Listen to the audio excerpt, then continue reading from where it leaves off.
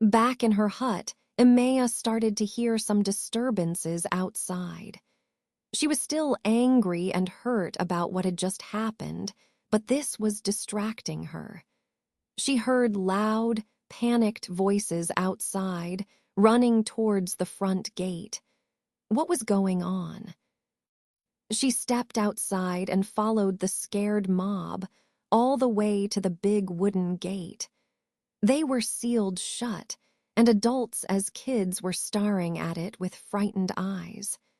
In the corner of her eye, she saw Hank arriving with Dashiell close behind. Emea ran up to them. "What's going on?" she frantically asked when they looked seriously at the gates, too. "Why is everyone scared?" "The king's men have found us somehow," Dashiell replied while pulling his sword from his scabbard. "They don't know how. Nobody knows they're here." "Someone ratted us out," Hank shouted and glared around to his men that were also joining up. "We have traitor amongst us." "Don't be ridiculous, Hank," Emea snapped. "If we did, Aide would have known. He would have seen someone acting suspiciously." "For all we know, he could be the traitor," Hank barked. "He could be the dirty cheat who's trying to kill us. I knew we shouldn't have trusted him." "Hank," Emea snapped, irritated, though he wasn't completely wrong. "How many of them are there?" "Around 4 dozen, Kai's voice said from behind them. He was followed closely by Tesmia, Dom, and to Emea's displeasure, Aide. She noticed his cheek was still slightly red. "Good," she thought and looked at Kai. "So why don't we fight them?" "We are not armed enough," he replied, "and we're certainly not prepared. All we have are arrows and a few swords. We can't fight them like that. And that gate won't hold them out forever." He turned and looked at Aide for some reason, and that's when Emea noticed. His hands were slightly shaking. Was he scared? She thought incredulously. That was impossible. It was Aide he didn't get scared. "Mabra," Tesmia said, and looked Aide too. She said something to him in Elven that made him clench his jaw. He looked down at her, then out to the people. Suddenly, they heard a loud bang. Many of them yelped in shock when the gates started to vibrate. They were right outside, trying to knock the door down. "Hero, please," Tesmia begged. She continued to talk to him in Elven. When Aide replied in the same tongue and looked worriedly down at her, Emea's curiosity burned in her stomach. What were they saying that they weren't allowed to hear? Suddenly, more and more of the Elven people came up to Aide. They started speaking to him in the Elven tongue, all of them sounding scared and almost begging him. Some even fell to their knees. The banging on the gate continued and made everyone even more scared when the wooden doors started to object. Finally, Aide snapped loudly and held up his hand. "All right." Everyone cheered in relief for some reason and stepped away from him to allow him passage. Emea and everyone else then watched as Aide walked into the crowd that split the path open for him. They created a circle around him where he stopped and glanced down. He took a deep breath. What's going on? Hank bickered and looked after Aide. Is he about to perform some rain dance for the gods or what? He's going to do a little more than that, Kai replied. Emea noticed he looked a little paler than usual.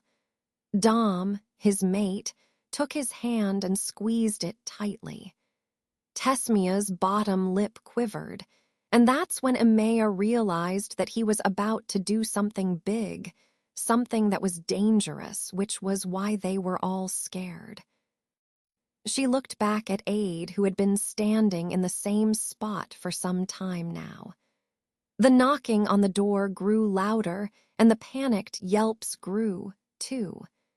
She had to know what he was doing, so she walked alongside the circle they had made around him until she could see him from the front. He had his eyes closed. His lips were slightly parted and his hands were still shaking. He looked like someone who was gathering courage to jump off a cliff or something. But then, just then, when the gate protested again, it happened. Small circles of light started forming in his palms, and they stopped shaking. Soundless words formed on his lips as the light intensified. Everyone watched breathlessly as Aide chanted his incoherent words and let the light fall from his hands and onto the ground like a golden rain. Emea suddenly felt the earth beneath her quake. It was like small waves of shock were running through the soil. She looked up at Aide again and saw him take a strong intake of breath. His hands were starting to shake again. Before she knew it, he fell onto his knees as a thick wave of energy hit them all. It was so hard that it nearly knocked them all of their feet. Emea felt like she couldn't breathe. She struggled to stay on her feet as yet another hard wave hit them. A bubble of light expanded from Aide and extended to the entire village until it eventually went through walls to the enemies outside. The knocking on the gate stopped and was replaced by the sound of something rattling. Metal. Emea guessed that it was the sound of the king's men trying to stay on their feet like everyone else. When a third wave hit them, the most powerful one so far, almost everyone tumbled over, including her. When she finally got to her feet again, she saw Aide at his hands and knees, struggling to keep himself upright. Kai and Tesmia had come to his assistance and helped him to stay up. He still had his eyes closed, but a deep, painful crease had formed between his brows. Another wave hit them. Everyone who had climbed to their feet again, or were still standing, now tumbled to the ground again and landed on their backs. The surge of energy was almost so strong it was giving them all a headache. Emea had to use every bit of her strength to force herself up on her elbows to look at Aide. Finally, a last wave hit them all and surged through the walls of the village. The rattling outside stopped completely and was replaced by a deadly silence. Then, without warning, Aide collapsed. Kai caught him before he hit the ground, and Tesmia helped. Dom quickly came to their aid and helped them keep him off the ground. Emea got to her feet, as did the rest of the clan. All the elves cheered thankfully and started chanting something in Elven. If Emea didn't know any better, she would say they were prayers. But every human, like herself, simply just stared in shock as Kai, Tesmia and Dom all carried Aide away, deep into the village, to where Emea knew his hut was. None of them spoke. None of them even asked because they all knew. They knew what had just happened. There was no questioning it, even if nobody had seen it before. Aide had performed magic. Let me through. I can't. Kai, I need to see him. I have to know if he's okay. Emea. Kai, Tesmia came out of the door from Aide's hut and looked between Emea and Kai. She settled her eyes on Kai. Let her see him. Kai frowned at Tesmia and crossed his arms protectively. Madra, The rest of his words were Elven she didn't understand. Emea listened while he said something to Tesmia that made her purse her lips. She replied back to him in Elven. "All right," Emea snapped. "I don't care what you guys are saying. I need to speak with Aide, and that's final. I'll fight my way inside if I have to." Kai cocked a brow at her. "I admire your spirit, but the fact is, he's still unconscious. He won't be doing much talking." It had been almost 2 hours since it had happened, since he had performed magic. Questions were flying around amongst all the men, but all Emea cared about was if he was okay. But Kai wouldn't let her see him. Tesmia glanced at Kai again. "Just let her through, Mabra. She deserves to know." Emea blinked twice at Tesmia in confusion. "Know what?" Kai sighed and ran a hand through his tousled black hair. "We promised him, Madra. I can't betray him." "Then let him tell her," Tesmia replied. "She's seen it, they all have." Emea waited while both Kai and Tesmia exchanged a look. Then, finally, Kai caved and stepped aside from the door he had been guarding with his life for the past 2 hours. "Fine. But please, Emea, don't pressure him," he said and gave her a serious stare. "You have no idea what he's been through, what he's seen. If he doesn't want to talk about it, let him be. I won't hesitate to barge in if I hear you forcing him." Emea nodded gently and released a calming breath. "I won't ask him anything. I just need to see him to know that he's okay." Kai gave her a firm nod before he opened the door. Tesmia stepped aside too, giving her a soft smile as she walked in. Emea immediately saw Aide lying on a tall bed as the first thing when she came in. She faintly heard the door close behind her as she walked up to him. A bowl of warm water, along with a cloth, was standing by on his nightstand. Tesmia had been taking care of him these past 2 hours, but he still hadn't woken up. But right now, as Emea gazed on his frail, unconscious body, she felt all the tension leave her body. His face looked beautiful and relaxed with his dark black lashes resting against his cheekbones. His silver hair reflected softly in the light from a flickering candle, and the soft rise and fall of his chest let her know that he wasn't in pain. She released a sigh of relief. What had happened between them earlier still played in the back of her mind, but like always, when something else happened, something bigger, it just didn't seem to matter anymore. There were so many sides of Aide that she didn't know about, and he had just revealed the biggest one yet. He knew magic. Suddenly, Aide started to stir. He pressed his lips together and a crease formed between his brows. He flexed his fingers. Emea felt her pulse rise. "Aide." By the sound of her voice, his eyes opened and he softly turned his head to her. His eyes met hers. "Emea." His voice was dry, and something in his eyes seemed wrong.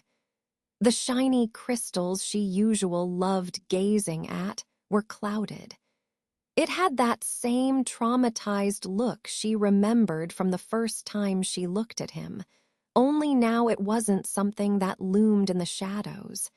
It was right there, up front, clearer than ever before. "How are you feeling?" she carefully asked, as Aide slowly turned his head back and closed his eyes.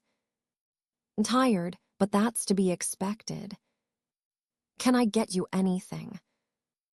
"Emea, we both know you're dying to ask. That's the only reason you're here. Based on what happened earlier, I highly doubt you're here to check if I'm okay." Amaya blinked, shocked at him. How could he even think that? For the past 2 hours, she had been packing the ground outside his hut, asking Kai if there was any change. He had been so pale, paler than usual when they had carried him away. She thought he was going to die, and that's why they all had looked so scared. Maybe he could have died. In any case, she had been obsessing over everything that had happened between them, and she didn't want things to end that way between them. She still cared about him. She had been forced to admit that, even if she didn't want to. You couldn't just tell your heart to stop loving someone. "You're an idiot if you think that's the only reason I'm here," Amaya fiercely replied. "Yes, I want to know what happened, but I care more about your health, even if you are just a stubborn asshole." A soft smile tugged on the corners of his lips, but he kept his eyes closed. "I've missed that attitude." She scoffed softly. He had practically been dying, but just one snappy remark from her made him smile. And she had even been serious. But it seemed he didn't care. He was just happy to see that whatever had happened between the two of them hadn't broken her. She was a lot tougher than he thought. Aide released a breath, and then, to Amaya's surprise, slowly sat up. He grimaced a little as he swung his legs over the edge of the bed and supported himself with his hands. He looked queasy for a moment. "Are you sure you should be sitting up so soon?" Amaya questioned. "How long have I been out?" "About 2 hours." "Then yes, I should be getting up." Amaya watched him for a minute as he inhaled and exhaled a couple of times. He then looked up and met her eyes. "All right, ask me then." Amaya rose a surprised brow. "Excuse me." "You want to know, so ask." She paused for a moment. "Will you actually answer me?" "You've seen everything anyway now," he replied and closed his eyes. "The magic was the last secret. You might as well know the whole story." Her heart started galloping in her chest. The whole story. About you. "Yes," Aide replied and looked up again. "You wanted to know me. Ask. I'll answer everything." She couldn't believe it. The thing she had been wanting from him, he was finally giving her. The truth. "Why?" Aide cocked a brow. "Haven't you been wanting to know? You've been pestering me to open up, so now I will." "But why?" Amaya repeated. "What changed?" "You've seen. That's what changed. I can't keep it secret anymore." Amaya swallowed a lump. She was actually a second away from finally learning the truth about him, yet she was hesitating. Why? He was right. She had seen him do magic, something that was believed that was extinct. She had to know the truth. "Start from the beginning, then," she slowly replied. She felt her stomach tie in a knot as Aide looked at her. "The beginning," he sighed, the words weighing heavily on his tongue. "The beginning starts when your story ends. At the final battle, there's another chapter. A chapter that only me, Tesmia, and Kai knows about." Imea took a deep breath. This was it, the moment of truth.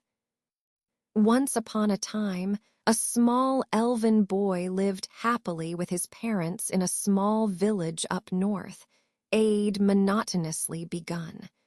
They had fled from the king's men along with their people, and had begun building a life in the mountains. They were happy, and the little boy was carefree. Imea knew he was just getting started, but already she felt her throat close up, and her stomach tighten. On a cold afternoon, where the little elven boy was playing with his dad outside their house, they all heard something. It was the sound of metal clattering and men with heavy swords. The whole villages went quiet when the sounds grew louder. The king's men had found them, after 3 years in hiding. The little elven boy's father took his son and brought him into the house where his mother had frozen in shock, too. Fear was painted on her face as the father took his son and handed him a dagger. Aide paused and slowly reached for a small dagger in his belt. Emea suddenly remembered it. It was the one he had used to carve the bullseye that one time, the one that had some writing on it. He told his son to take this dagger and hide in the wooden chest, no matter what happened.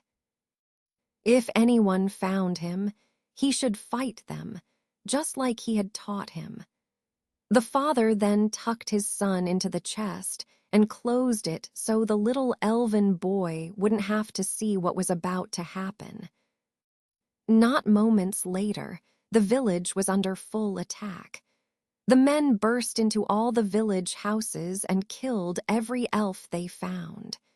Man, woman, and child, Aide looked up at Emea. I'll spare you the details of what that little boy saw through a hole in the chest. No, I want to hear everything, Emea said, swallowing a lump. I can handle it. Aide raised a flat brow. Fine.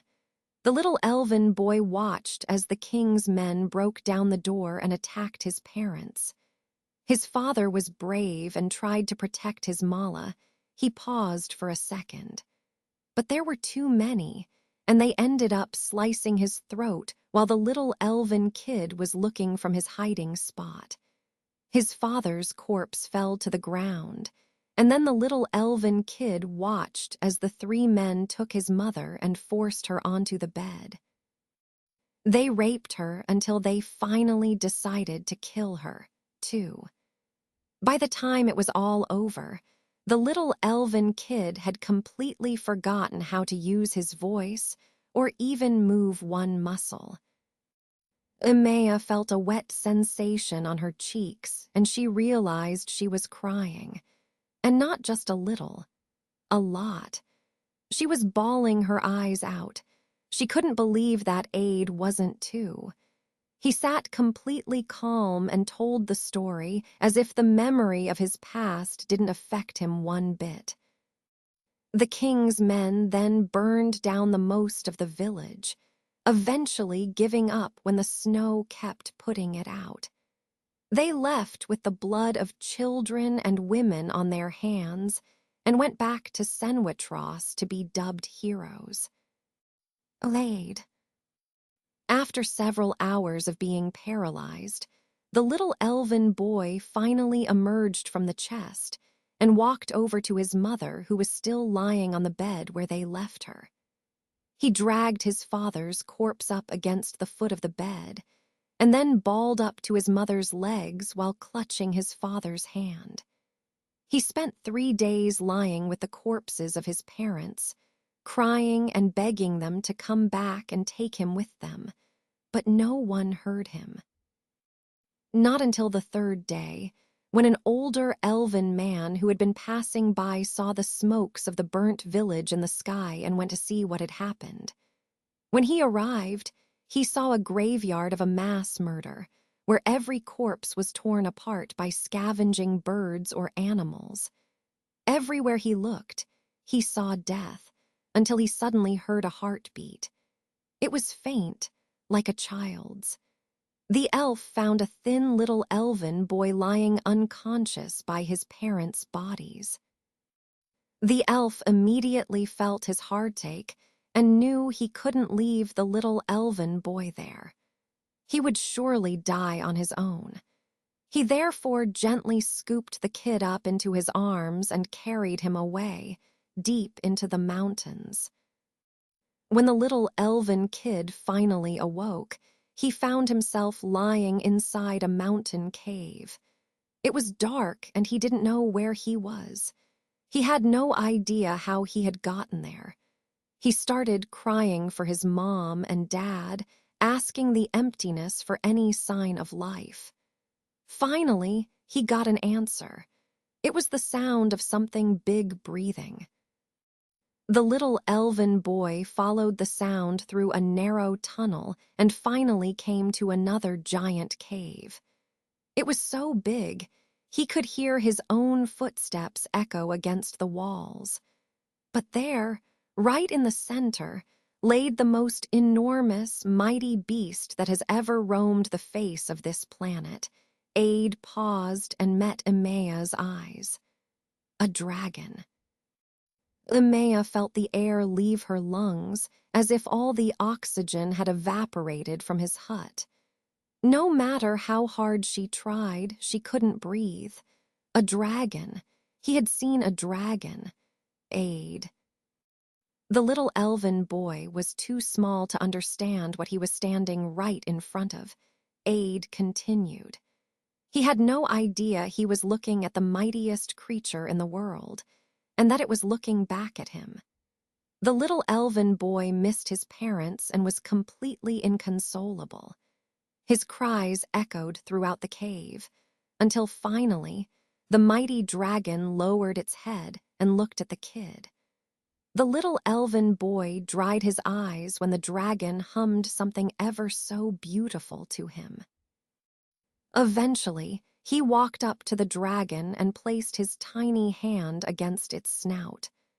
The dragon gently nudged him and looked at him with its big, yellow reptilian eyes. Emma felt a suction in her stomach. Yellow, reptilian eyes. The little elven boy finally climbed on top of the mother dragon and sat on its head. The mighty creature started to spread its wings, and before the elven boy could understand what was happening, the dragon lifted off and flew to the opening of the giant cave. Out into the open wind they soared, and the little elven boy was no longer crying. He spread his hands and let the wind dry his tears as he rode through the sky on the mighty dragon. According to legend, that little elven boy was the last one to ever sit astride a dragon and fly with it. Emma felt new tears well up in her eyes. Not even in her wildest dreams could she imagine what that must have been like, sitting on the back of a dragon, soaring through the sky, while touching the clouds with your fingertips. Halfway up to the mighty land of God. They finally came back to the cave again, where the dragon let the little elven boy climb off its head. The elven boy smiled up to the creature and thanked it, because he didn't know any better. By then, the old elven man that had brought the kid there had returned to the cave, after searching for food. When he heard the sound of the mighty dragon, he immediately ran to the cave. What he then witnessed, along with the little elven boy, was the last act of the last dragon alive. The dragon opened its mouth, and unlike most dragons who breathed fire when they opened their mouth, the dragon let out a long, blissful sigh. Its breath was silver and struck the little elven boy, enveloped him and seeped into him. The dragon released its final breath and closed its big yellow eyes. To this day, the little elven boy still remembers that moment when he watched the last magical creature die. Aide's voice died down, and finally, Emma saw a flicker of emotion in his eyes. It disappeared as quickly as it came. Of course, at that time, he wasn't aware of what the dragon had just done. Not many adult elves knew either, but the older elf who had seen many things in his days knew exactly what had happened. The older elf went up to the little elven boy, knelt down before him and placed a hand on his shoulder. He told him in the elven tongue that the dragon had just bestowed on him the greatest gift of all. Aide met her eyes for a brief second. Magic. Emea clenched her hands when they begun shaking. She couldn't even believe what he was telling anymore. He had watched the last dragon in the world die, not many days after watching his parents get brutally murdered. No wonder he had a traumatized shadow in his eyes. In the years that followed, the older elf started teaching the little elven boy how to fight.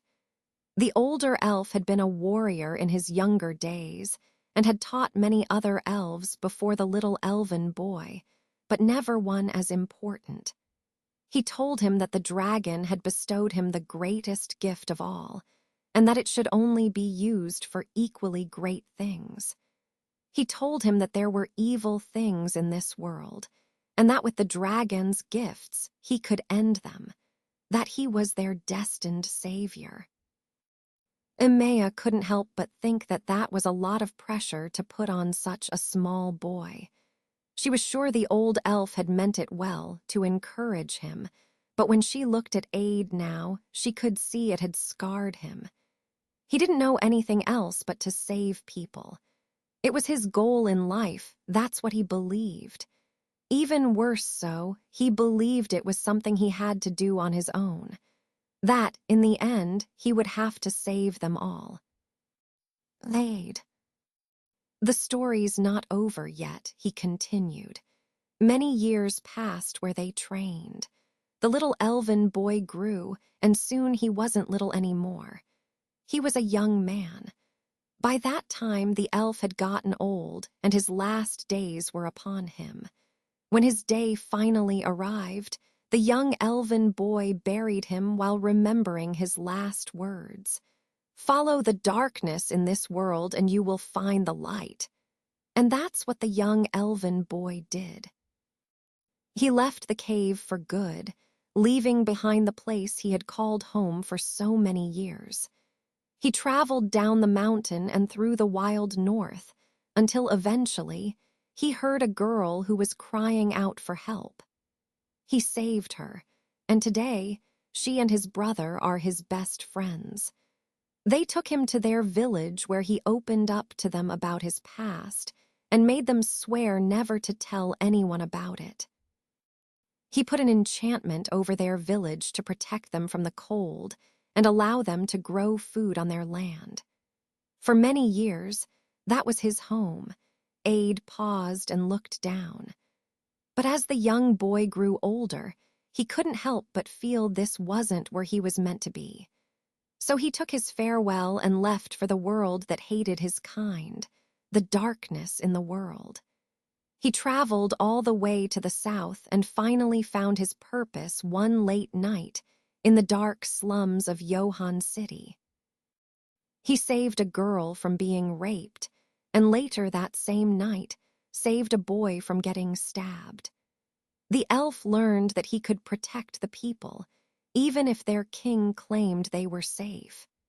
It wasn't until another few years, until he heard about a group who called themselves the Rebellion, that the elf suddenly felt his final calling.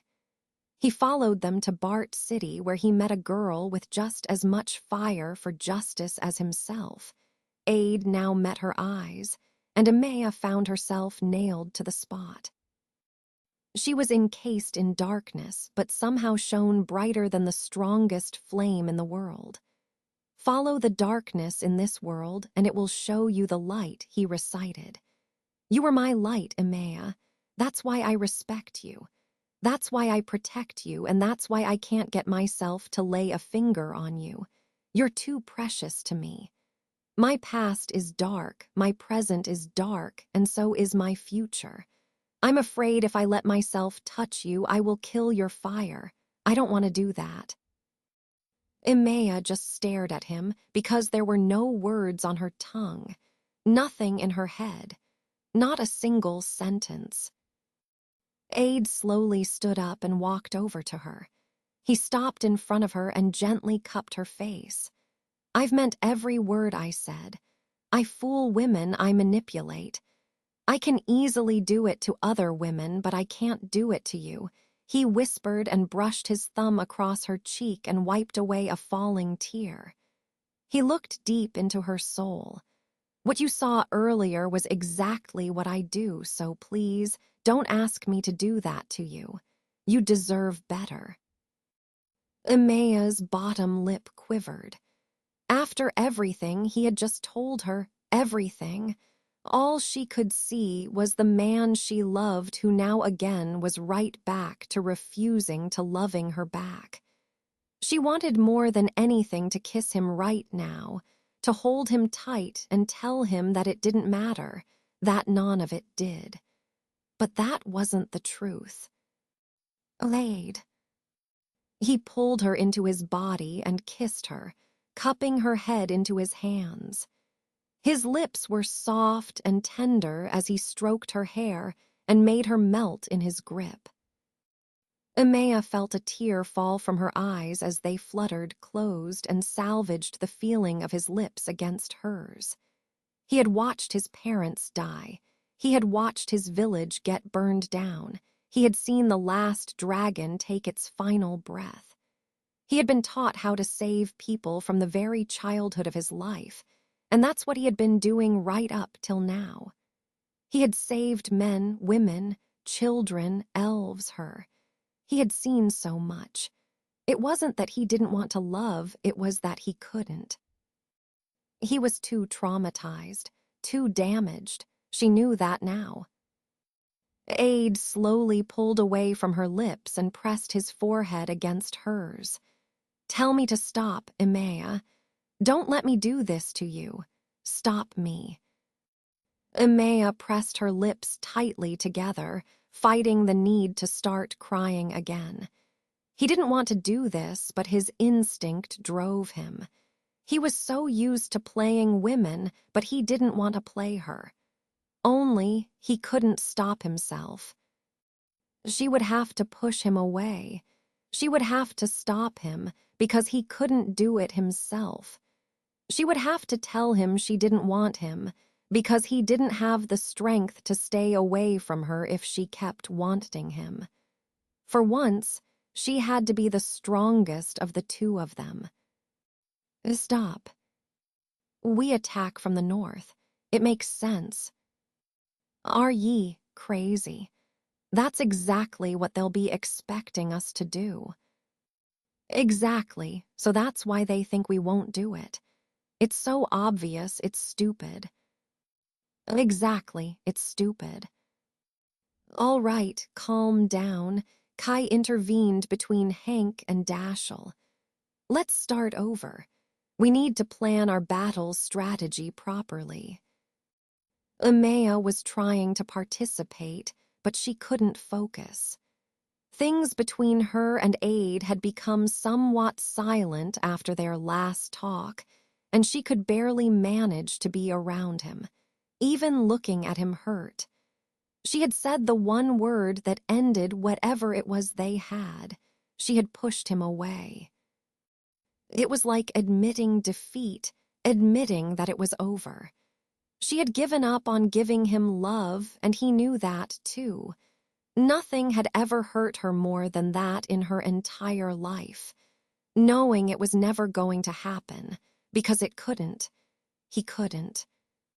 The tension between them was thick in the air, even if the others had no idea. As always, Aide had morphed back into his calm, collected self the moment she had walked out that door. It was killing her to see how easy he could go back to the way it was. It just showed how little emotion he had left. I still can't believe they managed to find us, Hank growled. No one bloody knows ye are up here. Someone obviously did, Dashiell snorted. My money is on the king. I bet he knew they were alive all along but was too lazy to do anything. I mean, he already got the throne, why care? Actually, I think it's my fault, Aide spoke up. That night by Lake Monaho, when we got attacked, I let that one thug run. He saw me. He must have alarmed the king, and Ragnar must have started a search. There's only so many places you can hide up here. Bloody fool, Hank bit out. Why couldn't ye just have killed him? I told you, I don't kill for pleasure, Aide coldly replied.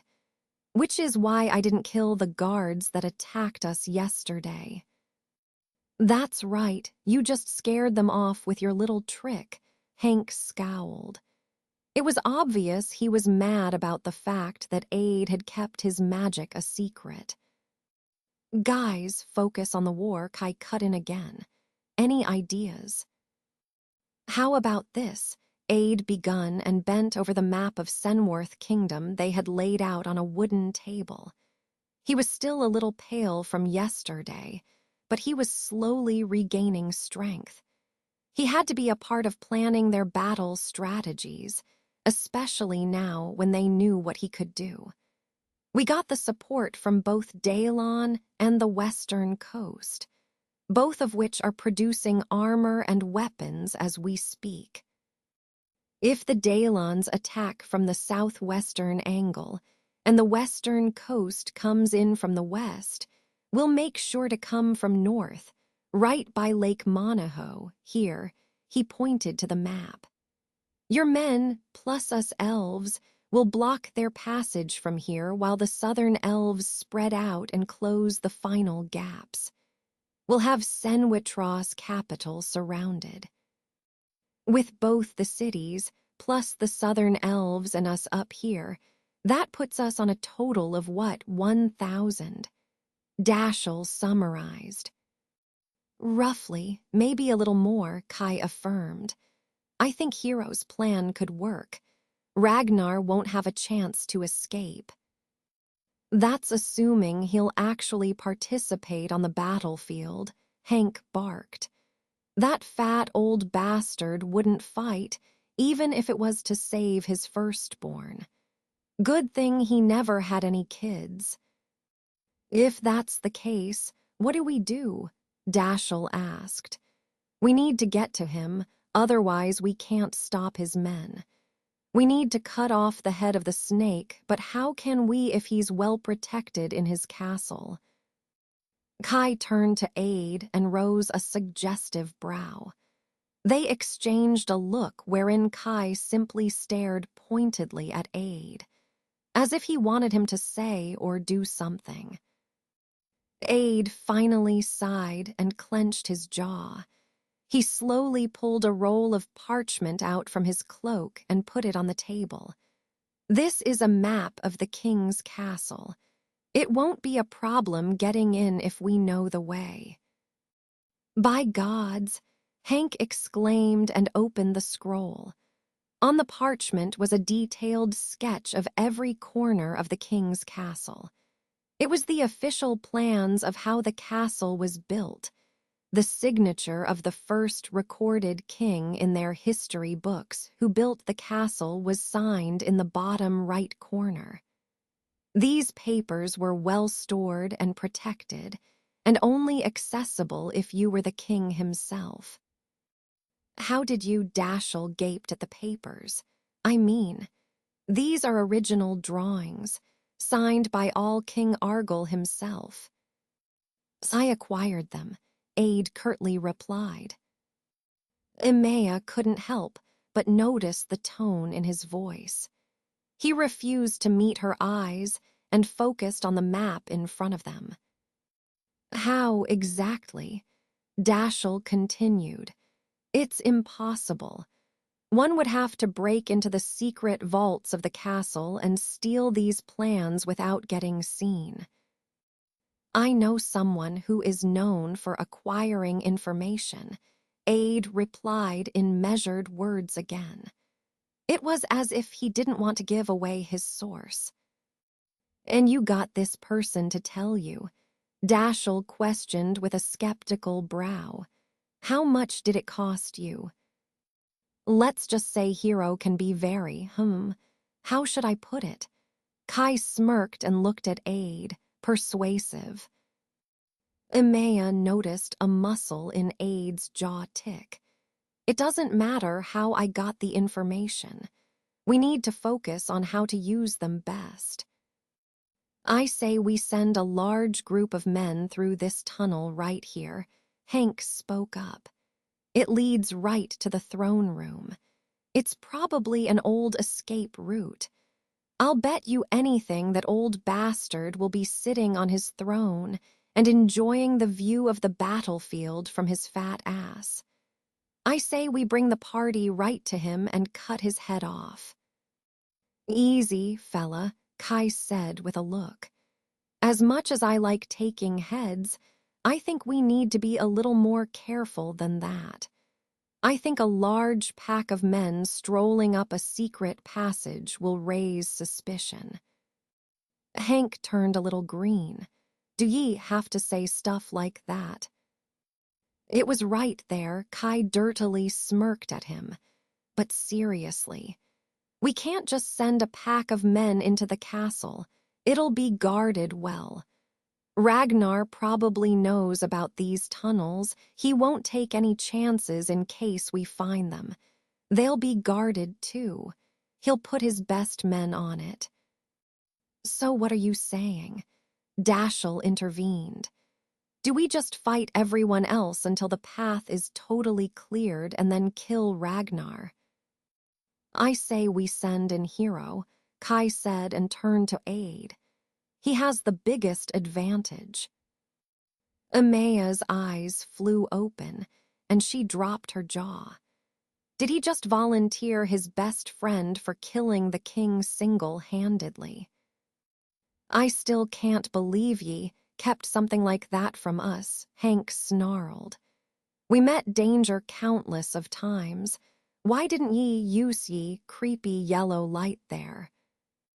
It doesn't work that way, Aide replied.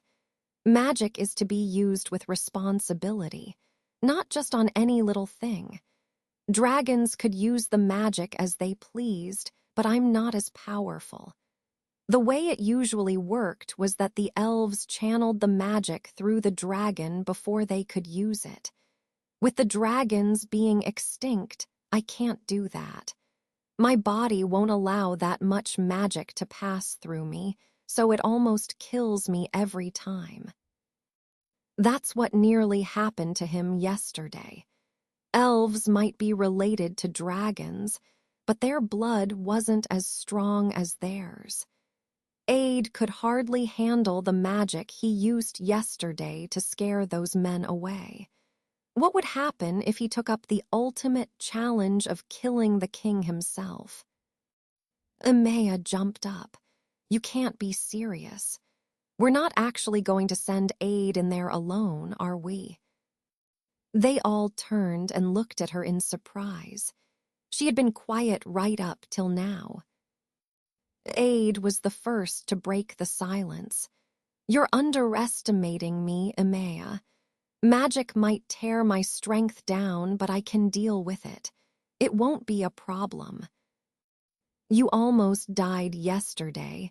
Emea snapped and clenched and fists in protest. You were unconscious for 2 hours. How are you supposed to kill King Ragnar if you're out cold? Like I said, I'll manage, Aide snapped back. I've used magic before without it bringing me to my knees. I was just a little rusty yesterday, that's all. I'll be ready for the big battle. So it's settled then. Dashiell cut in when Emea just stared with her mouth open. She couldn't believe it. If it'll help, we can help you get through the battlefield, Kai offered and glanced at Aide. Cover your back, as they say. Aide smiled a little. That would be great, thanks. Right then, Hank snapped. The elf kills the king who killed the elves. How appropriate. Let's discuss details. Emea couldn't listen to it anymore. They were all crazy. They couldn't be serious about letting Aide run inside the castle by himself to kill a parade of guards in hopes he might find the king and kill him too. It was a fool's errand, a suicide mission. She wasn't going to let that happen.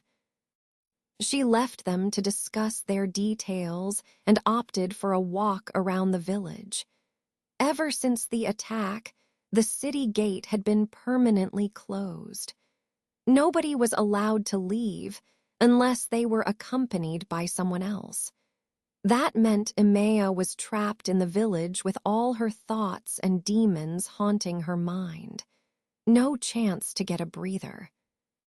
After a couple of hours, Emea had pretty much wandered the whole village around 4 times. She settled down by the docks where she found Dom and a bunch of other elves pulling in the fish nets loaded with fresh fish. They all looked cheerful despite their current complicated situation, being locked in fear of getting killed. Then again, they were probably used to that. They say that the ones who have a lot on their minds stare across the ocean to drown their thoughts. Kai's voice suddenly said behind her. Emea turned half around and found Kai coming up to her with a smirk on his lips. He was dressed in black leather breeches, and until now she hadn't noticed that his left ear was pierced with what looked like a tooth from a shark. He wore a simple black vest over his exposed torso, which looked to be as chiseled as Aide's. The grin on his lips topped of his sex appeal. Is that an old elf saying? Emea meekly smiled as Kai sat down on the docks next to her. She couldn't help but notice those electric green eyes sparkle by the sight of his mate carrying a load of fish over his shoulder. Not really. I just needed an icebreaker to get you to tell me what's on your mind. Kai winked at her and leaned back on his hands. What's up, human? Emea sighed a little. It's sappy girl stuff. I don't think you'll want to know. Hey, don't judge me so quick, Kai said. I like listening to people's troubles. I'm all ears. You get it, all ears. Ha ha, Emea humorless smiled when he wiggled his pointy elf ears. She couldn't do that herself. She had always wanted to learn, but never really got the time for it back in Rochess. Her current life was such a contrast to the life she lived back there. Poofy dresses, no male company, always acting proper. Here, she wore breeches, cursed and spoke her mind, as well as threw herself at a man who could never love. She sighed heavily. Come on, spill it, Kai said. Either that or watch my incredibly sexy mate flex his triceps as he lifts those nets. Fuck my life. He suddenly crossed one of his legs over his other and adjusted his sitting position. She noticed his eyes flash with something dark. Emea frowned a little and shook her head. She hated how innocent she was sometimes. She couldn't understand Kai's actions. She could tell he was attracted to Dom, but the whole crossing his legs and cursing thing she didn't get. She sighed frustratedly. All right, I'll pop the bag then, Kai said when he got impatient. You're worried about Hero because you're in love him. Emea blinked, shocked. What? Who told you that? You're speaking to someone who's personally been in love with him, Kai said with a pointed stare. I recognize that face from when I used to look in my mirror every morning and wonder what was wrong with me. Wrong. Aide told me he didn't love me because he couldn't, Kai smiled. I'm betting he told you the same thing. I looked at myself in the mirror back then and wondered why he couldn't love me. It wasn't until years later when I discovered he couldn't love anyone and that it had nothing to do with me. Though Emea mumbled. She folded her hands in her lap and looked down. I see. At least it hadn't taken her years to find out. He's in denial, Emea, Kai said and sat up. Hero is capable of love. I just wasn't the right one to show him that. And besides, I found somebody else who I loved more, he said and glanced towards Dom. As if hearing his words, Dom glanced up at him and flashed him a smile. Emea couldn't help but awkwardly blush as she watched their exchange of pure love. Why couldn't it be like that for her? What makes you think he can love? She quietly begun. I thought you of all people should know. I mean, you're his best friend, right? Exactly, Kai smiled and winked. And that's why I know that he can do it. He's just too afraid for love, the damn fool. He was afraid then, and he's afraid now. Last time he loved someone, they died. He thinks by keeping himself from loving, he's protecting not only himself, but also the people around him. That way nobody gets hurt. But that's no way to live. Emea considered his words deeply. Could that be true? You said someone he loved died. Do you mean his parents?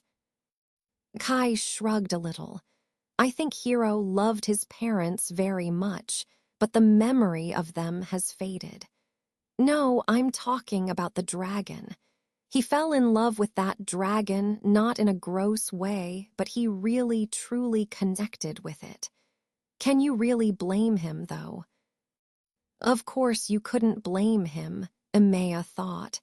That dragon warmed his heart after he lost his parents, and it made him feel loved again for just a moment. Then it died. Does he blame himself for its death? Kai gave her a sideways glance. That dragon didn't just give him its magic. It gave him its soul. In a way, the dragon gave him its life and is now living within him. Do you know when Hero gets really passionate about something, his eyes turns into yellow reptilians? Emea interjected. I've seen it, yeah. It scared the life out of me the first time. What were you doing at the time? Emea felt a blush creep up her neck by the memory. Kai noticed. Oh, I see. A smirk grew on his lips. You turned him on. Emea felt her cheeks flame up. I what? Kai broke out into laughter. Oh my God, you are precious, Emea. Tell me something. How much do you know about sex? Emea felt herself redden even more. She felt embarrassed that she knew so little. Damn, girl, Kai smirked. You're as innocent as they come. No problem. I'll teach you everything you need to know. Say what now? Emea choked. Emea, I knew I didn't stand a chance with Hero back in the days, but I know that you do. Kai smiled sincerely at her. If anyone can defrost his ice heart, it's you. But you need to know the way around the dragon before you can ride it. Emea just glared confused at him. Kai doubled over with laughter and hit his thighs. Oh my God, you didn't even get that. Have you been locked up in a tower somewhere or what? She scoffed mildly. Yes, actually I have. But it doesn't matter. Me and Aide aren't going to happen. I've let it go. It's over. Especially since he keeps pushing me away and goes around kissing other women. Say what? Kai snapped and glared at her. What the hell are you talking about? Emea sighed angrily, feeling her old anger begin to boil again. Mostly it was just jealously. I caught Aide kissing some black-haired elven woman in the woods yesterday, and Wow, wait, he hasn't told you. Kai interrupted and looked shocked at her. That stupid son of a bitch. What? Emea asked, confused. What hasn't he told me about? Kai said her name like a curse. She's the master of getting what she wants. She collects information about everything and everyone. She's the elven equivalent of a snake. She can slip by guards unseen. She can blend in with her surroundings. And she's just as fucking sly and smooth, and she'll sink her fangs in you the first chance she gets, Kai growled. Emea frowned. The named sounded familiar. She suddenly remembered the day they had arrived and how Kai had briefly mentioned her name. She hadn't had a chance to think about it because so many other things had suddenly happened. Now that she heard the name again, she feared she would never forget it. Emea grimaced, disgusted with Kai's description of her. So what does Aide want with her? Oh no, it's what she wants from him, Kai lightly scoffed. Or from anybody else for that matter, though her target is primarily Hero. She trades information for favors. Favors, Emea said, unsure of what that meant, as in. Sex, Kai harshly stated.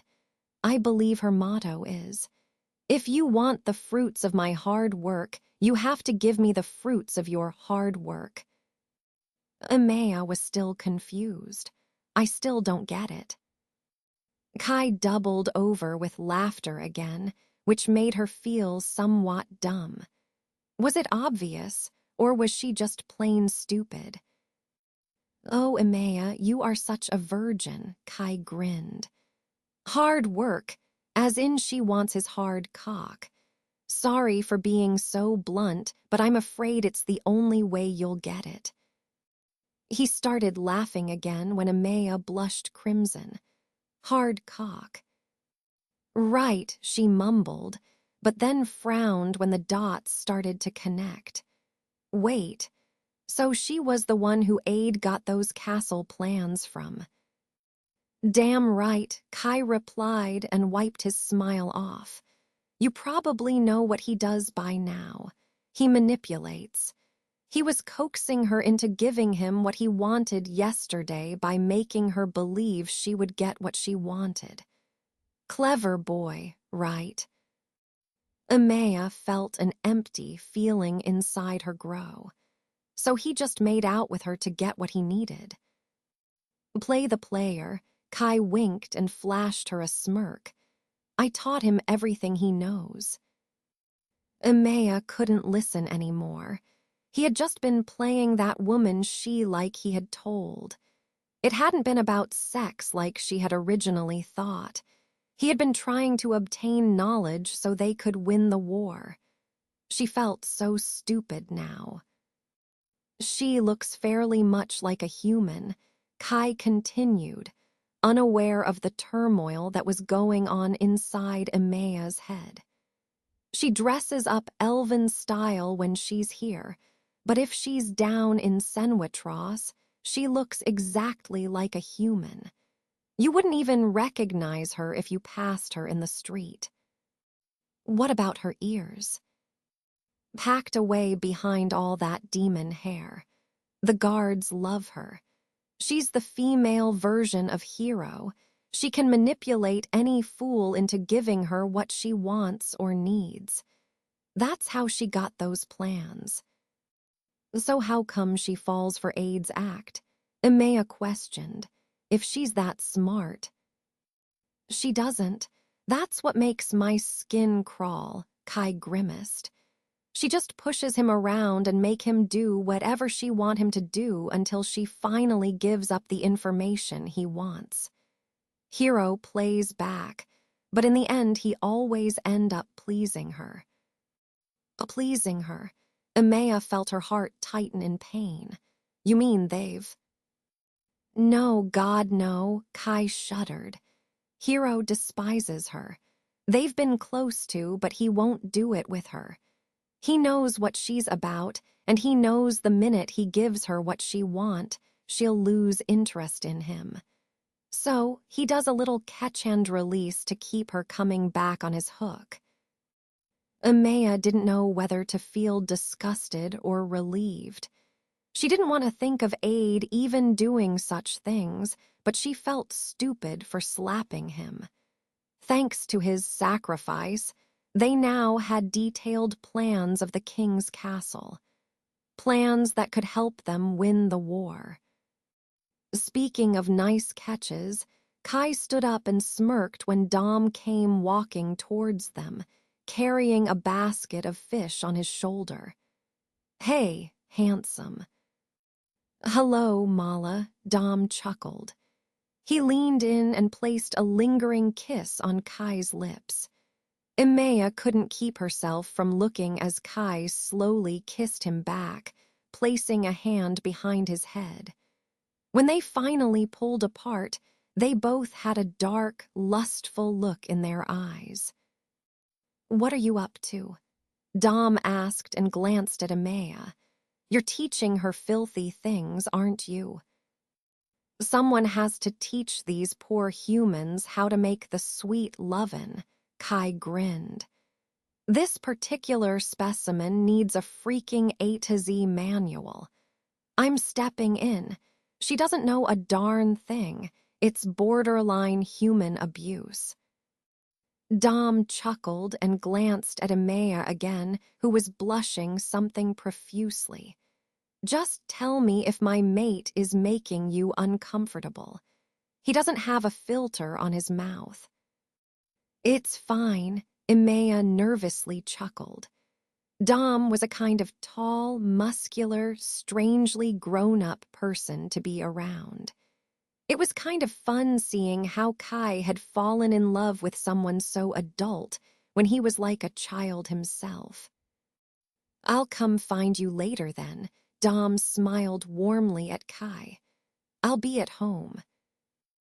"I might be a while," Kai smirked, "but then I'll definitely come." They both chuckled, and again, Amaya felt certain she had missed a dirty joke, going by the look on Kai's face. It made her feel even more innocent and dumb, which at this point was quite an achievement. "All right, have fun."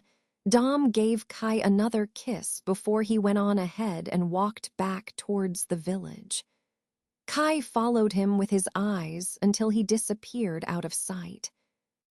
He then finally sighed. "All right, Amaya, let's do this quick and efficiently. There's a very hot, sexy man waiting for me at home, and I'd like to be there when he bathes, so," Kai said and clapped his hands together. "Sit back and open your brain tank, because here comes the kinkiest goddamn life lesson you'll ever get." And he really wasn't kidding.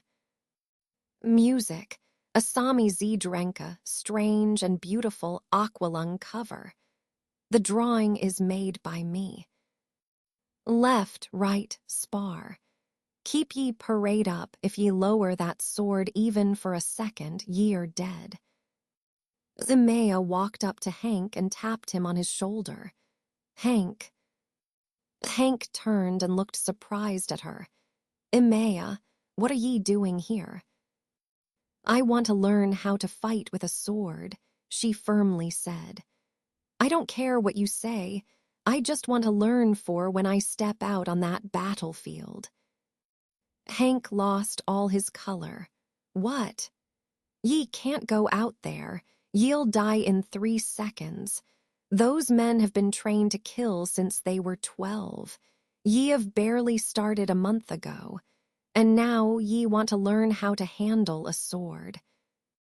Amaya thought back to her conversation with Kai, and couldn't help but think how she indeed had learned how to handle a sword. She shook her head and fought the urge to slap herself. Her mind had gotten so perverted ever since their talk. Damn Kai and his dirty mouth. It's not up for discussion, Hank, Emea said. Either you teach me, or I get one of the elves to do it. I just thought you might want to help me, since I know how proud your wife would be if she knew you were supporting women soldiers. Yes, she was feeding his ego a little, but sometimes that was necessary. And it worked too. Hank expanded with proudness and hiked up in his pants. Well, I see ye point. But me lady, ye don't know what kind of men are out there. I'm guessing the kind of men we want dead, she flatly replied. The kind of men that would do stuff to me if I couldn't fight back. Hank ground his molars for a moment before throwing his hands in the air. Fine, ye can take Dashiell's spot. I haven't seen the lad all day. That kid is always flying about. Young people these days. Emea shortly wondered where Dashiell could be.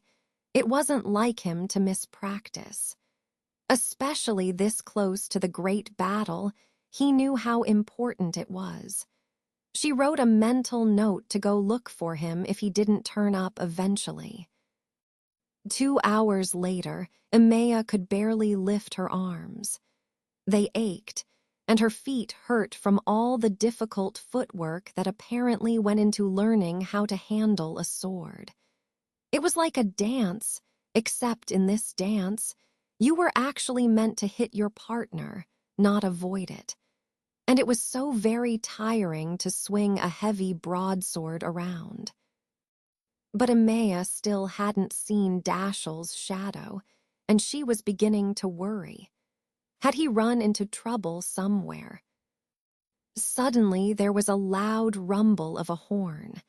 It was a horn that Emea didn't recognize, but apparently it was a call of some sort.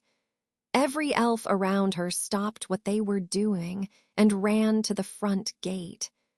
Emea quickly followed them. When she came to the big wooden doors, she saw that no other than she, the woman who Aide had kissed, came through the gate, which had been narrowly opened for her. In her hand, she carried something that resembled a document. I think you'll all want to read this. She held the scroll up and smirked. Who wants the honor? Aide stepped out from the crowd.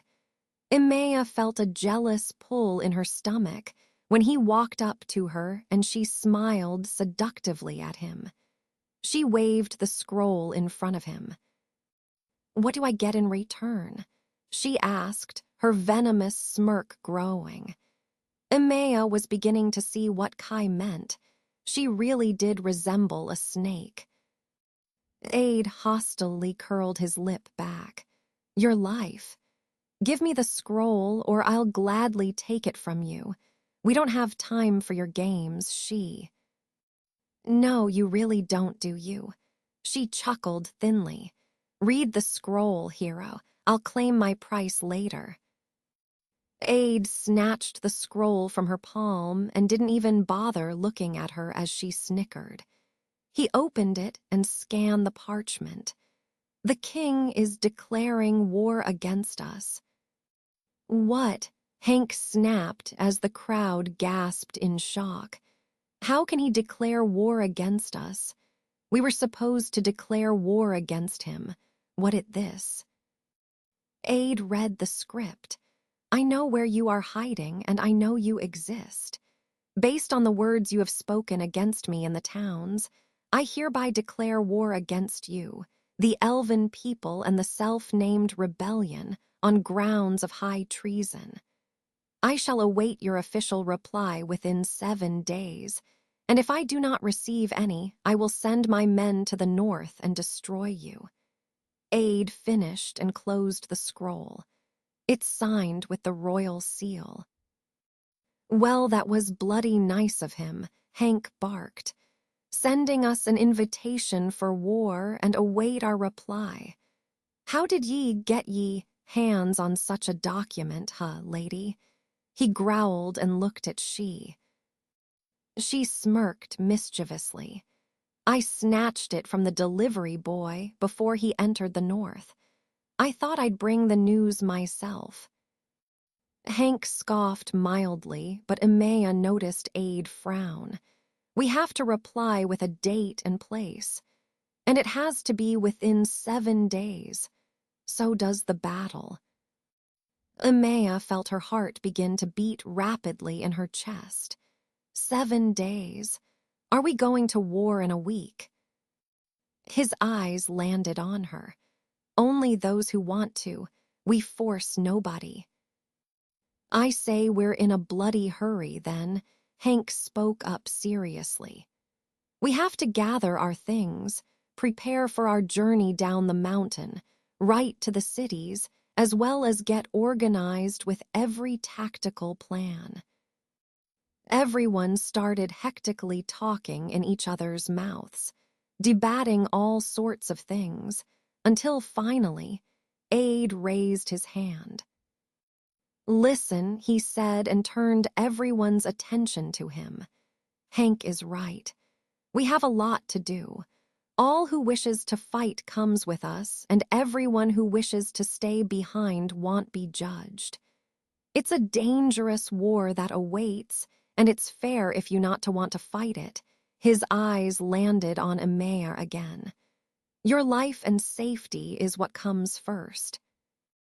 Emea felt like his words were minted on her. And they were. But she didn't understand it. He had been the one who encouraged her to fight in the first place. Now it was as if he was saying, "Stay here." Ye heard the elf boy, Hank said. We send the messages tonight. By morning, we will begin our descent down the mountain. Everyone who wants to join in on the battle should be ready to leave by sunrise. Understood. Everyone looked around at each other, except Emea, who looked at Aide. He looked right back. His eyes said a million things, but she couldn't decipher them. Good, Hank said, when people nodded. Then pray to whatever god ye believe in. Ye might be seeing him soon. The next couple of days blurred together in haze for Emea. The following morning, almost every man as elf in the village had prepared for takeoff and stood ready by the gate.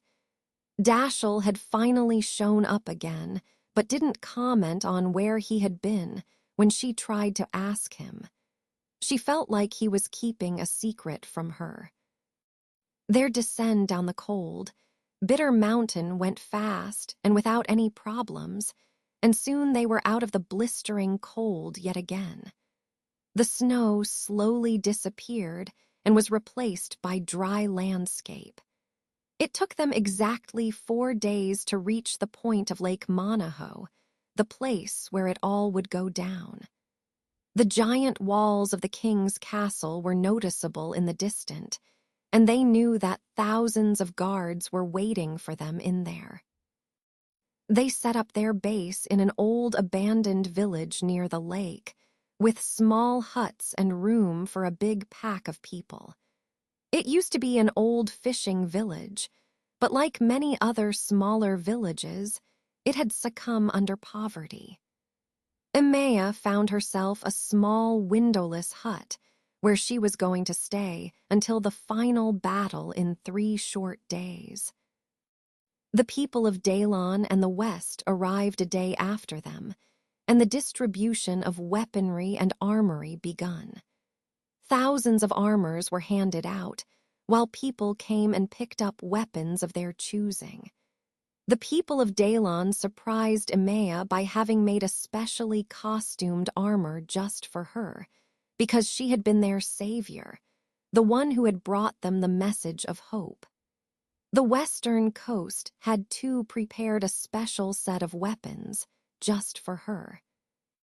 A fine combination of small knives, a dagger, and finally a smooth broadsword. The quality was astounding. Hank had met up with the leaders of the cities on the day after all that, to discuss the battle tactics with them and get organized. Finally, while all that was happening, the southern elves started to emerge from their hiding and brought much joy, as the northern and southern elves were reunited for the first time in over 60 years. But through all the chaos of what was about to happen, Emea had barely even seen Aide. He was busy with organizing everything with Hank, settling down the thousands of people who had come to join them. She had only caught a glimpse of him when the southern elves had come up to him and officially thanked him for saving them. They practically bowed before his feet in adoration. It was now the night before the final battle. Tomorrow, when the first sunlight hit, they would charge into war and hopefully end the terror regime they had been fighting to end all this time. It was finally here.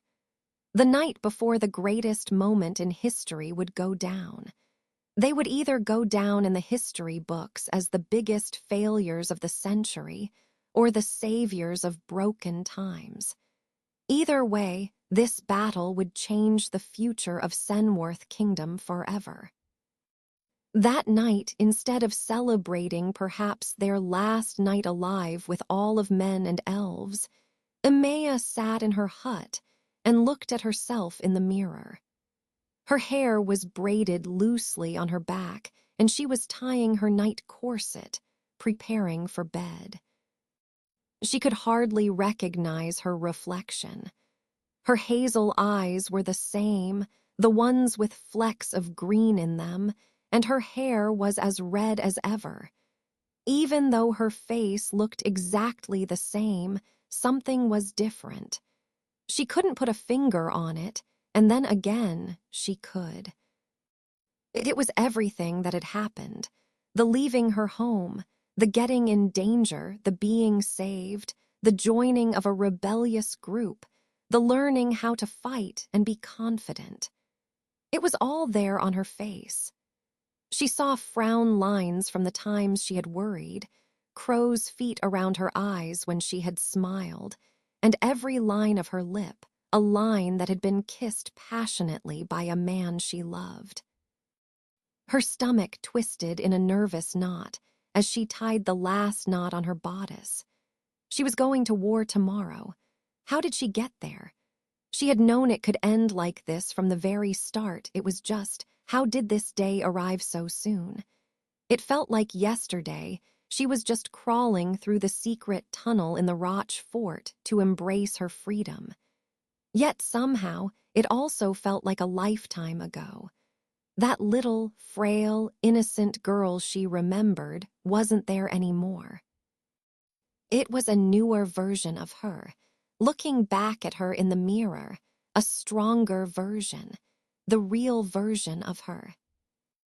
Suddenly, there was a quiet knock on her door. Emea froze mid-breath. It was him. She could hear it on the knock. She could feel it in her heart. Aide was visiting her at night.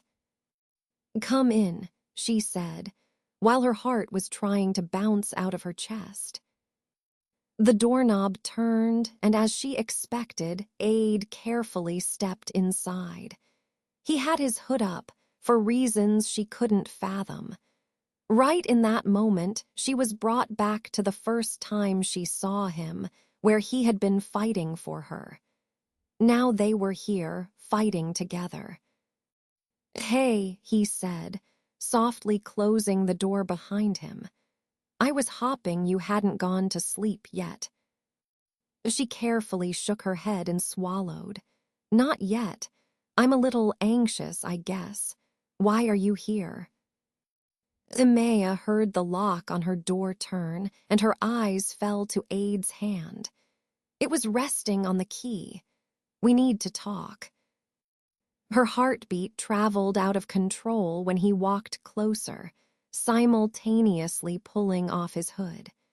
His silver hair softly reflected in the candlelight, which highlighted every sharp feature on his face. How could a man so damaged be so beautiful? Emea, he continued and stopped in front of her. I want you to reconsider not going out on the battlefield tomorrow. That was a shocker. What? Aide sighed and met her eyes with his crystal orbs. I can't express what kind of people you'll meet out there.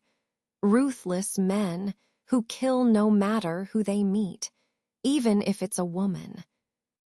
Aide. No, hear me out, Emea, he pleaded her and softly took her hands in his. I watched what happened to my mother last time a war this big went down. Those men won't care about who you are. If they see something they like, they'll take it. Aide pressed his lips together as his eyes flickered with pain. They'll rape you. You have a natural gift for attracting these types, and I can't save you tomorrow. I know I taught you techniques to escape, and even how to fight them, but sometimes it's not enough. I hate to agree with Hank, but you won't survive 5 minutes out there. Emea couldn't believe what she was hearing. Aide, I have to. I can't just let you guys fight when it's my war, too. You're the one who wanted me to fight in the first place. What changed your mind? Aide flinched a little. I never thought it would end this ugly or this big. Lives are gonna be lost. My friends could die. I could die. Then why are you telling me? Emea said and stepped closer. We could all die. Why do you worry specifically about me? Aide frowned a little. Because you're newer to all this, you're so innocent. Emea questioned and rose a brow. You can't keep using that as an excuse. Tell me the real reason. Aide pressed his lips together and looked strongly into her eyes. You haven't seen war before. You haven't killed. Yes, I have. No, you haven't. You have a whole life ahead of you, Aide said. If you go out on that battlefield tomorrow, you'll die. You'll die before having loved. I love you, Emea whispered and looked up into his eyes. She carefully put a hand on his chest. That's not what I mean, Aide whispered. His eyes flickered to her hand. Loved, as in real love with a man. Is that why you're here? To make love to me? Emea knew that things between them were never really over.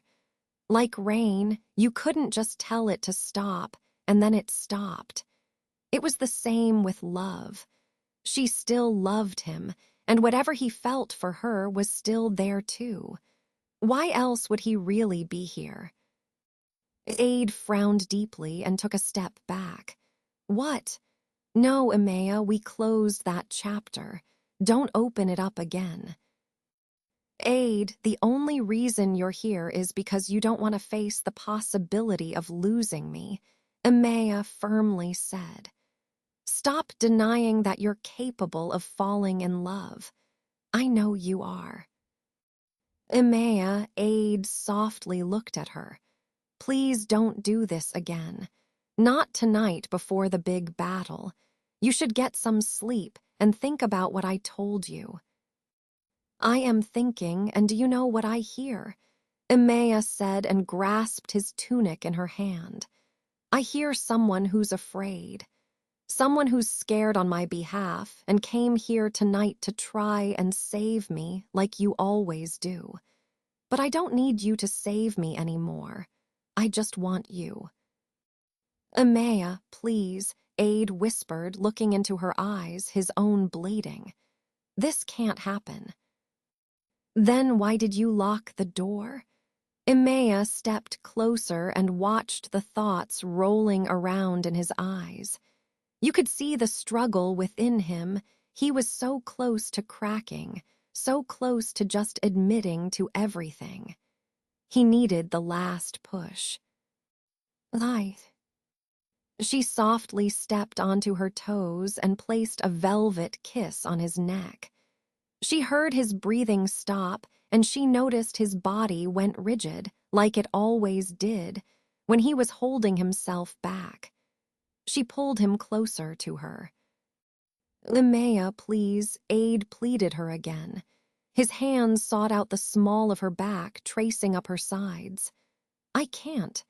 God, I can't." "Aide," Linnea gently breathed. Her lips trailed butterfly kisses down his clavicle bone to the start of his chest. "Stop telling yourself you can't. Let yourself go." He shut his eyelids firmly together, the last of his protective facade dissolving. "God, Emea, I can't fucking do this anymore." And with that, he cupped her face and brought his lips to hers. Their lips locked, and like no time before, Aide didn't hold back. He kissed her hungrily, passionately, starved. He balled her hair up in his fist and drew her closer to him, not wanting an inch of space between them. Emea looped her arms around his neck and moaned into his mouth. She knew that he had finally surrendered to his feelings. He couldn't resist or suppress them any longer. Aide pried her lips open, and their tongues met. Emea felt Aide lead them backwards towards the bed before she finally felt it hit her legs. He softly pushed her down. "Emea," he whispered as he slowly crawled in over her. "Are you sure you want this?" "I've never wanted anything so much in my life," she truthfully whispered back. "You were always there for me. You always saved me. You helped me, trained me, defended me. I love you." "Stop saying that," Aide whispered and placed a kiss to her jawline. "What I love you? Why not?" "Because it's depressing," Aide murmured while running his hand over her cheek. "I'm a lost cause, Emea. You'd do better not loving me." She frowned slightly and pulled his head back by tugging his hair. He met her eyes. "Don't ever say that. You're a good man who is worthy of love, too. Don't ever question that for even a second." Aide's eyes didn't waver from hers as he leaned in. "I'm not worthy enough for you." He sealed her lips with his own when Emea was about to reply, and instead had her drowning in a sea of feelings. Aide could think what he wanted. That still didn't change the fact that they were here now. Aide slowly kissed his way down her neck, all the way down to her cleavage. He untwined the lace of her bodice slowly, as if waiting for her to object. When she didn't, her bodice finally came undone and exposed her breasts. For just a single second, Emea felt insecure and felt the urge to cover herself. But that was only until the crumbling, heartfelt look on Aide's face appeared. He softly cupped one breast in his hand and groaned lightly when her nipple hardened at his touch. He carefully placed a soft kiss on top of it. Too good. "Aide," Emea breathlessly whispered. Her skin felt scorched where his mouth touched her, and the tight knot in her lower abdomen was back. Heat pooled between her legs. She tangled her fingers in the roots of his hair when he slowly let the tip of his tongue flicker out and tickle her nipple. She moaned and arched her back ever so slightly.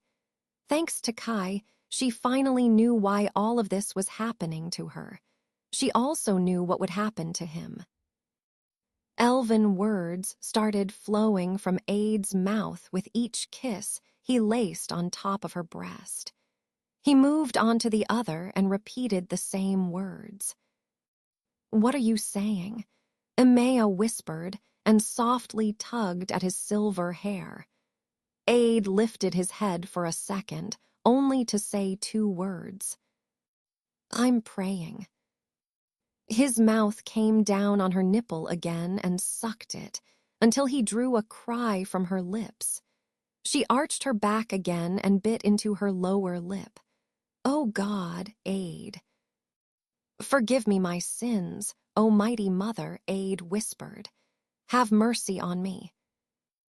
"Aide, stop feeling guilty," Amaya breathed. "There's nothing to feel guilty about." "I'm going to steal the purest thing you have," Aide replied and paused to look up at her. "You're a virgin, Amaya, and when I steal your virginity, I sure as hell have something to feel guilty about." Amaya frowned and yanked his head up when he started to bend down again. "Listen to me, Aide. I want this. You want this. Me being a virgin has nothing to do with things. Stop punishing yourself for what you think you're doing wrong." "I shouldn't even be kissing you," Aide quietly replied. His eyes locked with hers.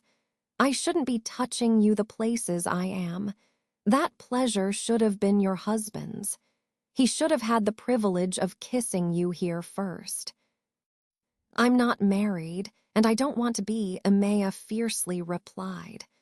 "I don't want anyone else but you. My body is for you, and you alone, Aide, so take it." He let out a strangled groan before his head dipped down to her cleavage. He simply breathed against her chest, resting his forehead against her sternum. "Don't say stuff like that to me." "Why not? It's the truth." "Because I can barely control myself as it is." Aide's head leaped up again, and then his lips was on her mouth. They were much more violent, more forceful than before. He fisted the sheets on the bed, while Amaya moaned deeply and wrapped her legs around him. Aide pushed them further up on the bed until they were resting by the pillows. Amaya tugged at Aide's tunic, wanting him to remove it. Aide understood. He sat up for a brief moment and pulled the material off his torso to reveal his smooth skin beneath. The muscles of his stomach were flexed, and they tightened even more when she placed her hands on his pectorals. The whimsical tattoos looked paler against her tan skin. "Beautiful," she murmured and traced one of the tattoos with her finger. Goosebumps rose on his skin and his chest constricted. "Death," Aide whispered and placed her hand over the tattoo. "That one means death." Amaya slowly pressed her lips together. She moved her hand to another tattoo. "And this?" "Pain," Aide replied. He took her hand and placed it over his heart. "This one right here, I made the night after you first kissed me." "What does it mean?" she whispered. "It means mercy," Aide replied and leaned in. "Have mercy on my heart, Firefly." His lips locked with hers, and suddenly he was enveloping her in his arms. He kissed her slowly, tenderly, and with so much passion Amaya started to feel dizzy. Her hands sought down to his breeches, where she found what Kai had described to her, but what she couldn't really understand. When her hand softly cupped his member through the fabric, she had him groan on top of her. "Mala," he breathed and pulled back to look her into his eyes. They were dark and lustful. "Don't do that." Amaya immediately felt an insecurity bubble in her stomach. "WI. Kai said that it was." "Kai did what?" Aide growled. "Have you been talking to Kai about making love?" Amaya couldn't help but blush. He cursed under his breath. "I'm gonna kill him." He then pressed his lips to hers again, kissing her deeply, until she couldn't remember anything but him. Her heart started to pound heavily in her chest. She loved him so much, It felt physically painful not to be his. She pulled back from his lips and placed a hand on his cheek. Aide. Yes. Make love to me, she whispered.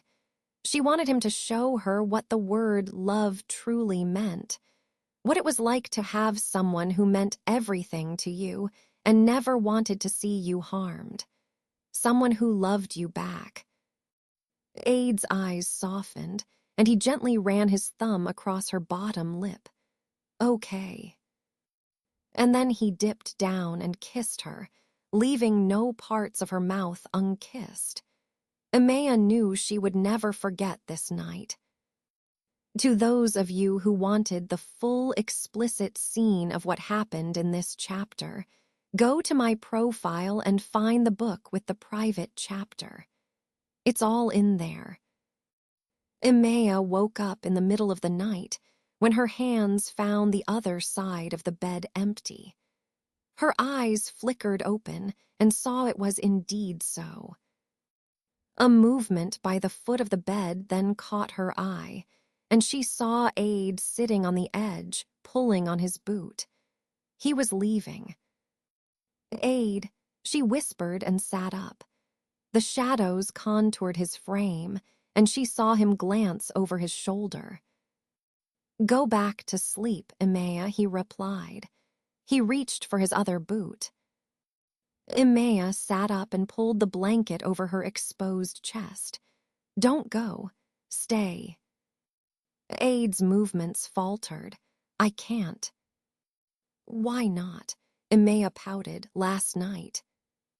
Last night was last night. I'm done here. Aide stood up and grabbed his cloak. Emea could just see the features on his face look as lifeless as a corpse. Done, Emea asked, confused. What are you talking about? Aide, what's going on? Aide stopped up, his back facing her. I gave you what you wanted. That means I'm done. Emea felt a cold sensation form in her chest. He had to be joking. And if he wasn't... Aide, what the hell do you mean you're done? Aide took a moment before he then turned around and looked at her. His face was hard. I'm saying you wanted me to love you, so I did. I was tired of fighting your wish, so I just gave it to you. And now I have, so I'm leaving. Emea's chest constricted. Her airways blocked, and it felt like her heart stopped beating. It wasn't true. Why are you saying this? It's not true, you're lying. Last night. Emea, I told you months ago, this is what I do, Aide snapped. I enchant women. I make them believe they could have me. I tell them what they want to hear. You were a virgin, so you were easier. I'm sorry you didn't realize sooner. It was like an invisible steel fist punched her in her heart, stomach, and head. Everything, every ounce of her love ran cold and left her body. Humiliation washed over her. She had been such a fool. You played me, she whispered, anger shaking her voice. You didn't listen to me, Aide calmly replied.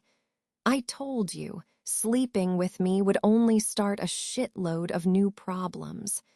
I tried telling you, but you were so consumed with your idea that I could fall for you. Last night I just gave up. I figured, why not? Just let her have it. Emea clenched her fists in rage. This wasn't him. This wasn't Aide. Whoever this person was, it was someone she didn't know. You're soulless, she snarled. So what, you just decided to give up and just play me right before the big battle? I actually considered waiting until after the battle, but then I realized there was a chance that I wouldn't survive. He shrugged emotionlessly. You were so easy. I knew if I came tonight and acted all heroically, you would pull me to you, like a moth to a flame. Emea felt irked by his words and felt a numbness form in her chest. So one last lay before you die. Did you really think it was that easy to change my mind last night? After everything, did you really honestly believe I could change, just because one red-headed human thought I could love? If that's true, I'm disappointed in you, Emea. Emea was shaking so badly, she couldn't control herself. His words cut like knives. Everything culminated in that second. She reached for the gold bracelet on her nightstand and hurled it after him. You pathetic, heartless coward. Aide easily avoided getting hit by the bracelet and looked somewhat bored by her ridiculous attempt of hurting him. At least I'm going out to the battlefield. I am too, Emea growled. She hurled the bedsheets off her body and stood up. She didn't care that every part of her body was exposed. I'm stepping up to the battlefield when the sun rises, and I'll kill everyone in my way. And if I see you out there, I won't hesitate to kill you too. You said you weren't fighting, Aide frowned, keeping his eyes locked on hers. Last night you promised you wouldn't go out fighting. Last night was last night, Emea scoffed, imitating him. It was true, though she had said those words to him. He had made her say those words while he had been making sweet love to her. Now her body felt as empty as her promises. I'm going out there. I might get killed. I might get raped. But you don't care, do you? You're just a heartless creature with no soul. Emea. No, she roared. She walked up to him.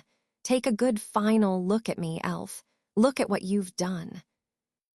Aide's eyes never looked down at her naked body, but stayed on her eyes. Don't go out there, Emea. Please. Emea let out a loud, humorless laugh. Did he actually just beg? Don't even bother, Aide. I've learned my lesson. I've wasted my time trying to save what was clearly a hopeless cause.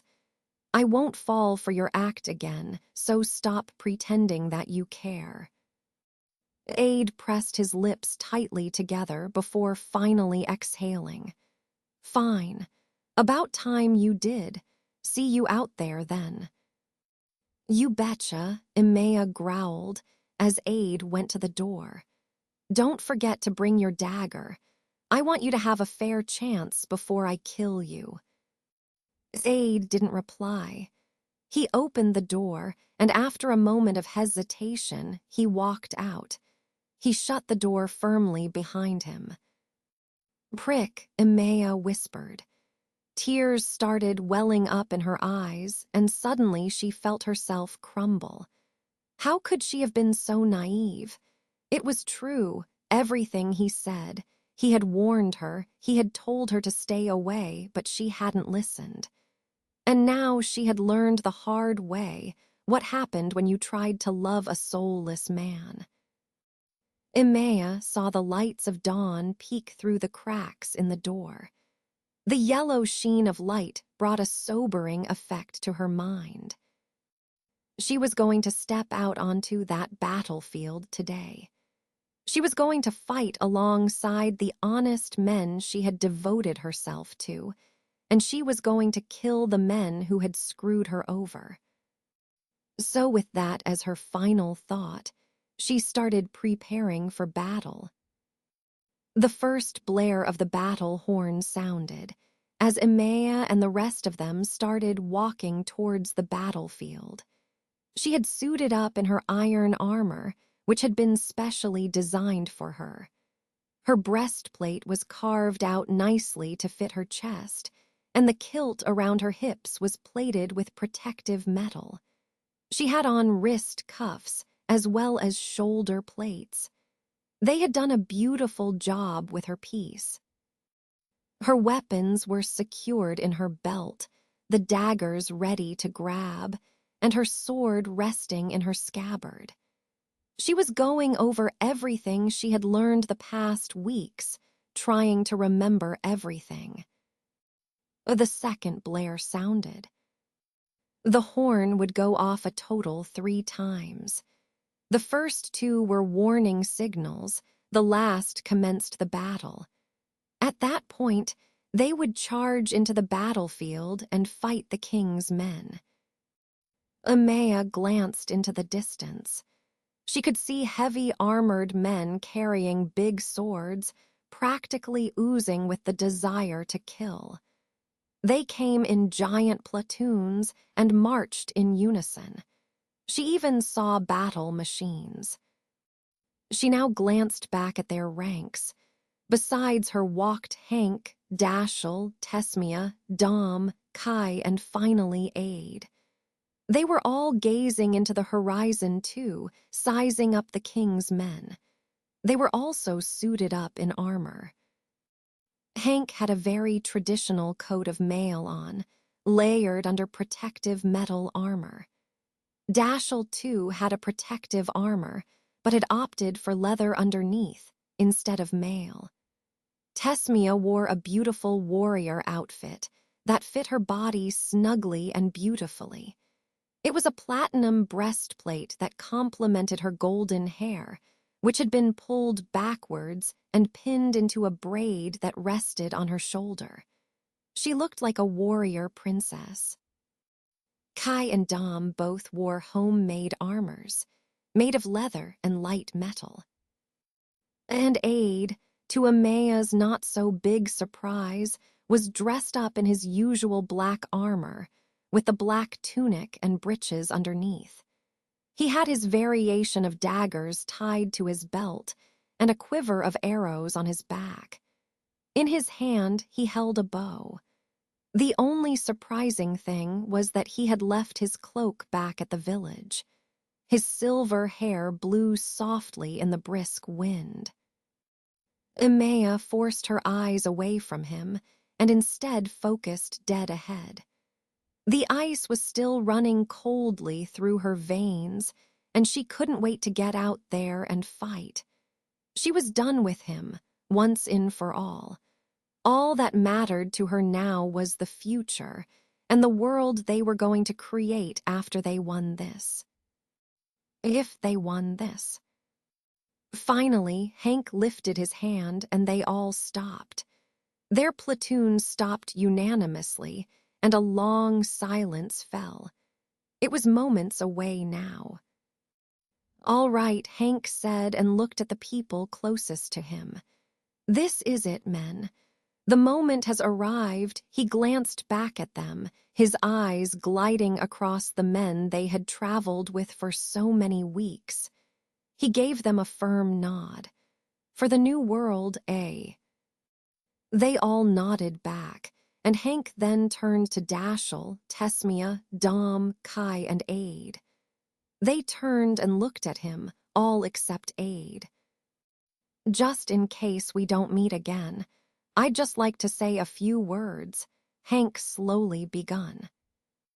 Oh crap, is he going to make an emotional speech? Kai smirked. "This I gotta hear." "Shut up, elf," Hank bickered, but then focused again. "Ye have all helped make this happen. If me wife was here, she would tell, much better than I could, how much ye all have been of amazing help and assistance. Ye have supported the crazy ideas I've come up with." He looked at Dash. "Ye have welcomed the help from the unlikely allies." He looked at Tesmia, Kai, Dom, and Aide. "And finally, ye have put up with all my temper tantrums." He turned and smiled firmly at Aide. "For all that and more too, I thank ye. What started out as a dream has now become a reality. We can change the world, guys, and if not, we will die trying." All of them were quiet for a long moment, until finally, Dashiell snapped. "Oh, screw it, for God's sake." He whipped towards Tesmia and pulled her into his embrace, before descending his lips on hers. Their lips clashed, and with a passionate sigh, he kissed her. Emea, Hank, and Kai gaped as Tesmia threw her arms around him and passionately kissed him back. Nobody saw that one coming. "What the hell?" Kai exclaimed and stared at his sister. "When the fuck did that happen?" Dashiell completely ignored him and gently cupped Tesmia's face. "I love you, okay? I'm sorry I was so stupid. I shouldn't have said those things yesterday."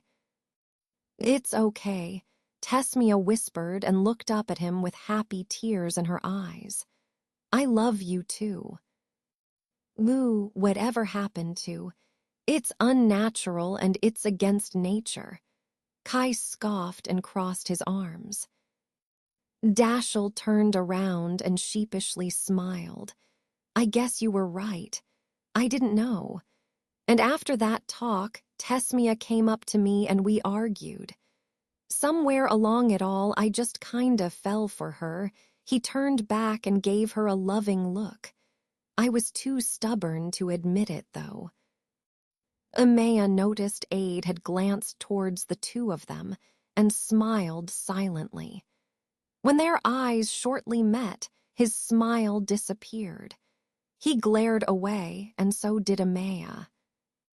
"Well, fuck me," Kai commented and slapped a hand on Dashiell's shoulder. "Welcome to the clan, Mabra. Break my sister's heart, and I'll break your dick. But seriously, welcome." Dashiell coughed a little, and Emea saw him turn a little red. Emea quickly guessed why, and so did Kai. "No way," he said, and looked as if he had just been slapped in the face with a chair. "You guys did it already, didn't you?" Tesmia grinned a little. "Stop sounding so surprised, Mabra. That's what happens when two people fall in love." Kai looked like he was about to pop, but Emea suddenly realized something. "So that's where you were when I couldn't find you, Dash. You were with her." Dashiell offered her a loop-sided grin and gave a weak shrug. "She wouldn't let me leave." "Oh hell," Kai rubbed his face. "You nailed my sister for a whole day." Tesmia laughed loudly. "You just can't resist. When you meet the right person, you just know it right away. Is that not what happened between you and Dom?" Kai was just about to open his mouth, but Dom placed a hand on his shoulder. "She's got a point, Mala." Kai dropped whatever he was going to say and looked at Dom. "All right, you got a point," he admitted, but then glared at Dashiell. "But I still wouldn't stay too close to me on the battlefield if I were you, Mabra. I just might accidentally punch you for sleeping with my sister." "Fair enough," Dashiell grinned, but then looked at Hank, who had a flat expression. "What?" "Ye kinda ruined my speech with ye little snog fest there," he dryly said. "Typical young ones." "Sorry about that. I wasn't really planning on." The third blare sounded. It was louder and longer than the other two. All of them sobered up and turned towards the battlefield, where the king's men now were marching towards them in a steady jog. This was it. Old King Ragnar, such damage he made, the final battle, the price he paid, Kai coldly chanted. Venom was dripping from his voice and made a chill run down Emea's spine. She recognized that rhyme, even if he had changed the words. "Let's do it," Hank said and lifted his sword into the air. "For freedom, for justice, for all mankind." Everyone roared, including Emea, who raised her sword in the air, ready to fight. Her blood was boiling, her stomach was tense, and her mind was focused. Now was the time to change the course of history. They all charged forward, sword ready and victory in their blood. They came closer to the king's men, and just as they reached them, it was like everything went quiet, just for 1 second. Then, war. Everything was crazy. Swords met swords, arrows were fired, screams were heard. Everyone shoved and throttled into each other, stabbing and cutting every opponent they saw. Blood already splurted, and the first ones to fall had already hit the ground. Emea lost track of everyone around her and suddenly found herself alone in a sea of wild chaos. She had been physically prepared for weeks, but no mental preparations could have prepared her for this. Everywhere she turned, someone was trying to kill her or the one next to her. She felt like a hopeless target every time someone charged up to her. She narrowly avoided getting gutted each time. Everywhere she turned, there was a sword or a dagger that tried to pierce her. She had to be on alert from every possible angle until finally she felt something slice her arm. She screamed and turned to see whoever had done it. She was met by a guard with a helmet on who, through the thin slot, was grinning at her. She growled back at him. "I know you," the guard smirked. "You're the heiress of Roches. Where's your father to protect you?" "I don't need his protection anymore," Emea shouted. She lunged towards him with his sword and managed to catch him by surprise and slice through his coat of mail as payback. He hissed in pain. "Now we're even, jackass." The guard roared and lunged forward after her. Emea had to act quickly and meet the thrust of his sword with her own. But he was too strong. He pressed her sword down until finally she couldn't get it up. For a second, she was certain this would mean her death until an arrow suddenly pierced through the guard's heart. Emea jumped back when the guard fell dead before her, and she glanced over her shoulder and saw Tesmia holding a bow in her hand. She smiled fiercely at her.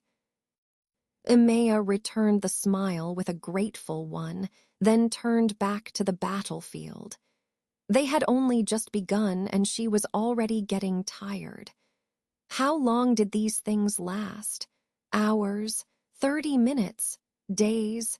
It all depended on how strong they were and how many men the king had.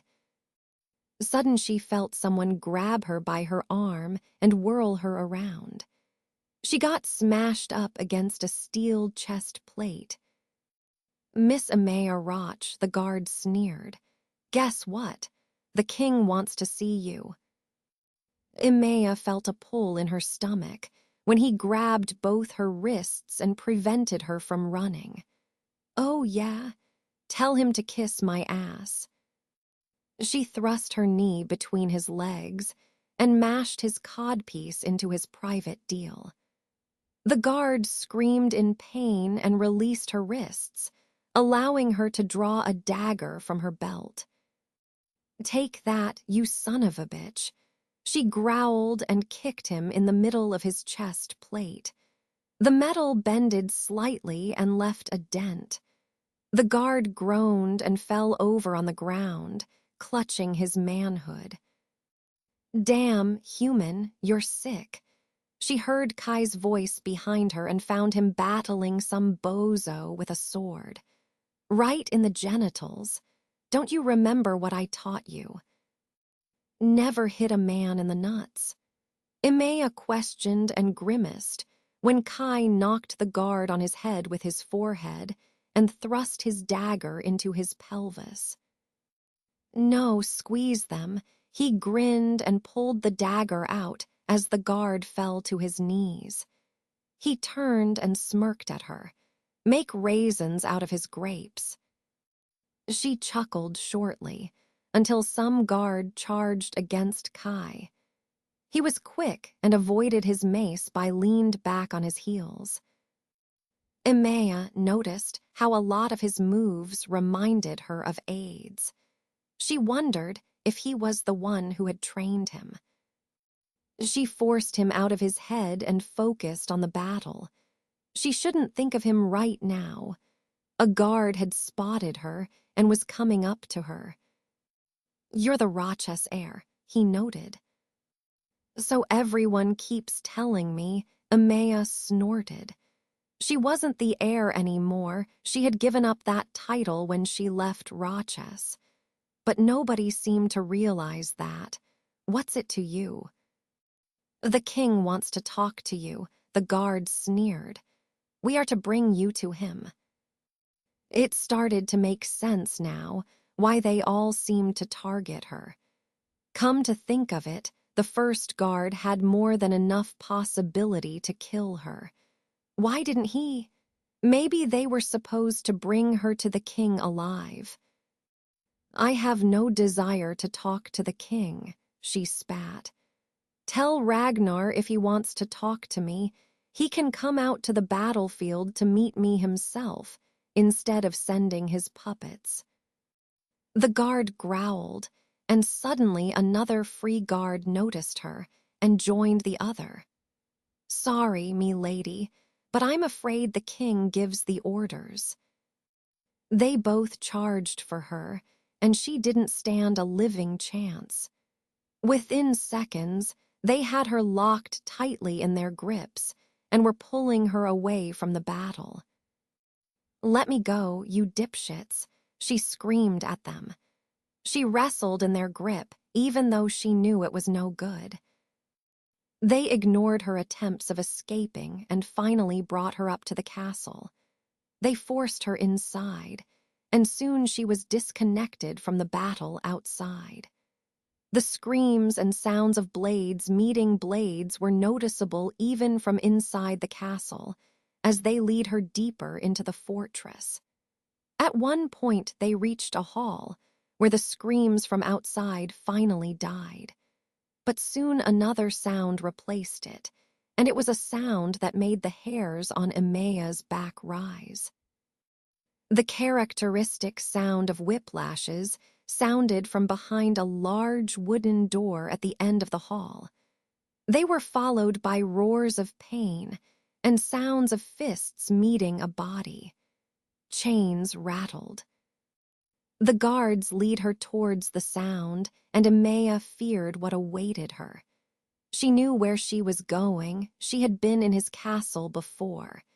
It was the throne room, which was why she couldn't understand why there were sounds of whiplashes. Had Ragnar set up a torture corner? Was she going to get tortured? Was that what he wanted with her, to punish her for rising against him? They knew each other personally. Ragnar and her had met before, but Emea had always despised him. He was a filthy, old, fat king who enjoyed the look of fear on someone's face.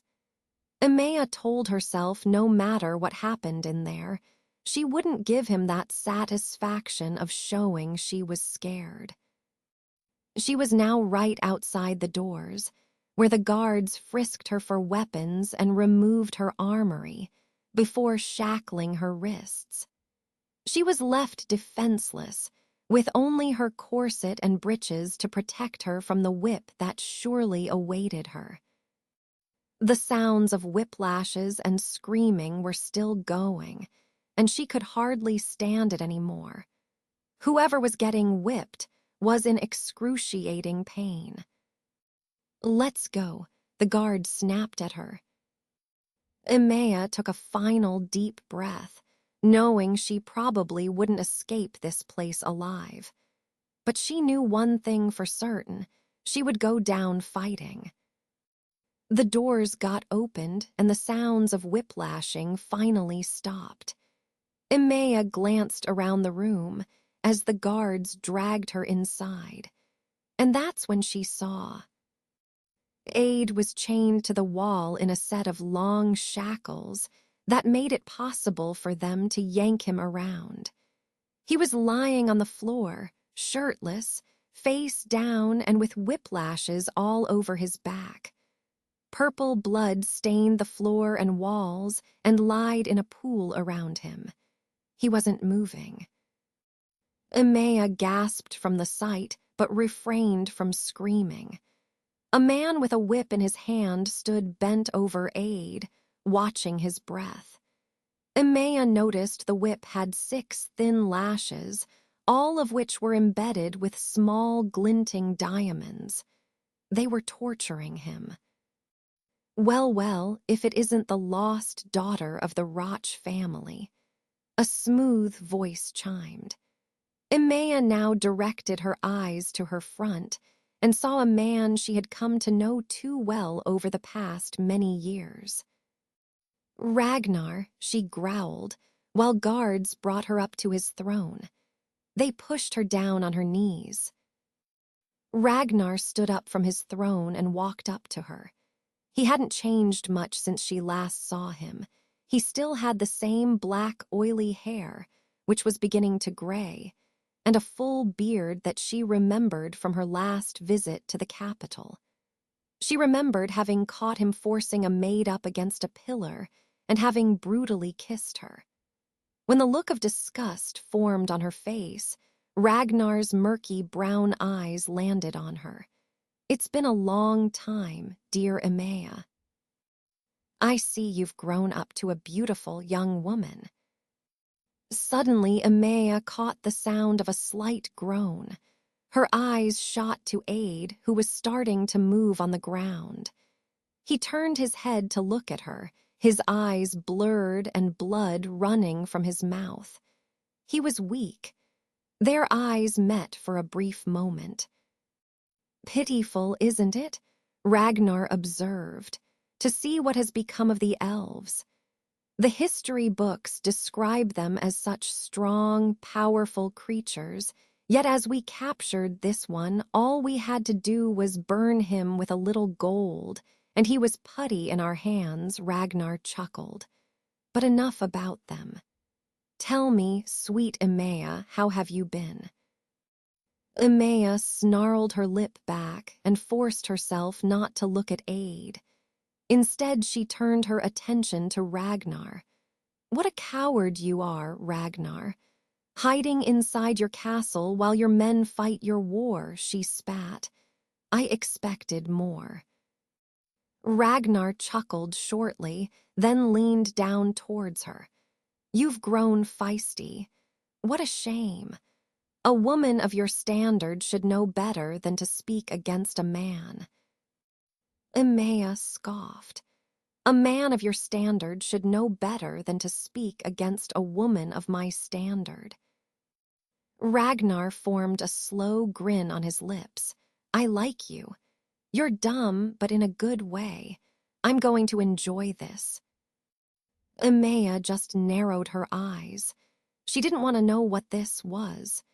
She knew whatever he had planned for her, it couldn't be good.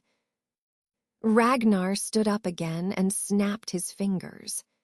At his command, the guards pulled Emea to the opposite wall from where Aide was chained, and shackled her to the wall as well. Only her cuffs weren't long, they were short, and pinned her against the cold stone wall. From across the room, Emea saw Aide trying to get to his feet. The man with the whip kicked him to the ground with a simple foot and made him topple over. He was weak.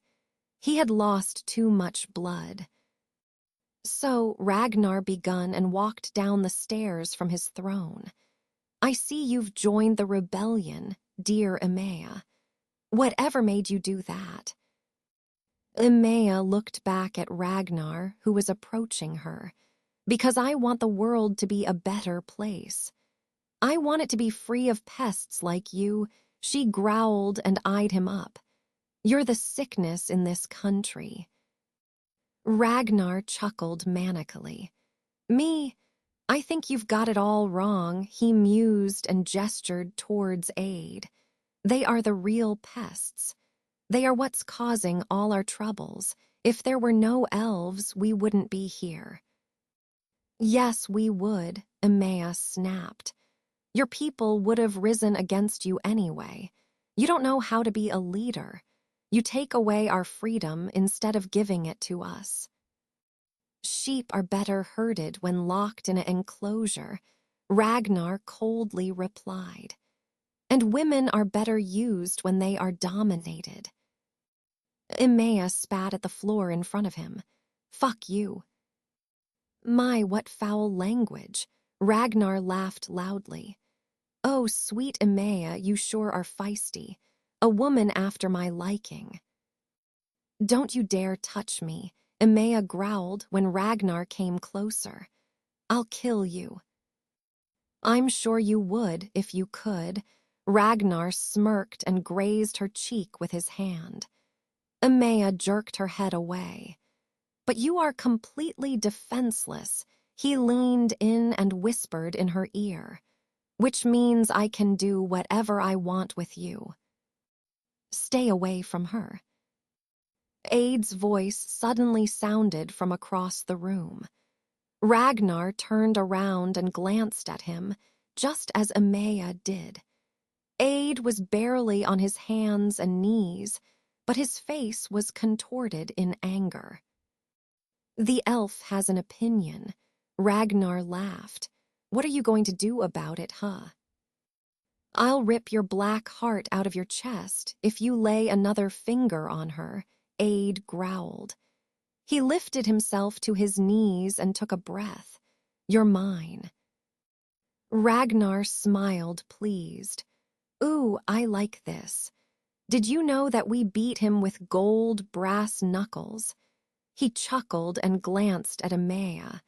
We whipped him for almost an hour, and he still has some life in him to threaten his king. Yet he doesn't want to give us any information. You're not my king, Aide hissed and bared his fangs. Ragnar chuckled again. Well, excuse me. I believe I was in the middle of something. He turned back to Emea and placed a hand over her throat. Where were we? Ah, yes, we were about to see exactly what I could do to you. Behind him, Emea saw the man with the lash whip Aide as he tried to stand up. Aide let out a sharp hiss-off pain and fell to his knees again. Ragnar laughed darkly. Enjoying the view, he mused and looked down to her cleavage. I certainly am. He cupped one breast through the fabric of her corset and squeezed to the point where it hurt. Emea screamed in fury and wrestled against the shackles. Let go, you greasy shithead. Emea, Aide hissed when the whipman hoisted the whip again and lashed it against his back. The whish, followed by the sound of the whip connecting with his back, made Emea flinch. Ragnar suddenly stopped what he was doing and turned to look at Aide. A suspicious frown was on his look. Do you know her? Aide glared up at him and flashed him his canines again. He didn't reply, but he didn't have to. The tone in his voice, when he had said her name, said it all. You do, Ragnar confirmed and turned to Emea. You know this elf. Emea just snarled at him. So what if I do? Emea, Aide signed resignedly. He looked up at her from the floor, his eyes pained. What was wrong? Ragnar started laughing loudly, manically. He doubled over with laughter and hit himself on his thighs. Oh, this is splendid. This changes the game completely, he grinned at Aide, then suddenly pulled a knife from his belt. I think it's time you give us some answers. When Ragnar turned to Emea and brought the knife to her throat, Aide roared. No. Tell me, elf, Ragnar chuckled. Where can I find the one they call Aide? And that's when Amaya realized. Ragnar had no idea that it was him. The soldiers that had attacked the village back in Aranhaid must have come back and told what they had experienced. How golden bursts of energy had knocked them off their feet, and how they had been forced to retreat when they kept getting knocked over. How they had discovered who possessed the ability was a mystery. Amaya could only imagine who they had found on the battlefield and tortured into giving up a name. But one thing was certain. Ragnar was going to make Aide use his magic to his benefit, and he was going to use her to get what he wanted if he discovered that they had a bond. What makes you think I'll tell you anything? Aide coldly snarled. That woman means nothing to me. Does she now? Ragnar smiled. So say, if I were to do this, you wouldn't care. Ragnar sliced the middle part of her corset open and made the first section of her garbs burst open. Ragnar let his hand travel in between the valley of her breasts before diving under the material. Amaya screamed. You fucking animal. Aide roared and jumped to his feet. The long shackles restrained him from coming any closer, even if he was pulling and yanking at them. Veins in his neck popped up against his skin, and his canines extended. Amaya jerked in Ragnar's hold, but could only cry as he wrenched his hand around her breast and squeezed. Stop it, Aide roared, stop. The elf has feelings for a human. Ragnar laughed manically at Aide, who scowled. No, he doesn't. Amaya icily growled, while Ragnar removed his disgusting fingers from her. No, Ragnar queried, intrigued. I'm sensing a story here. Do tell, sweet Amaya. Amaya, Aide breathed. He gave her piercing look. Don't. We spent the night together last night, Amaya said, and coldly turned her eyes to Ragnar. He used me before he went into war. He just wanted a last fix before he had to go die.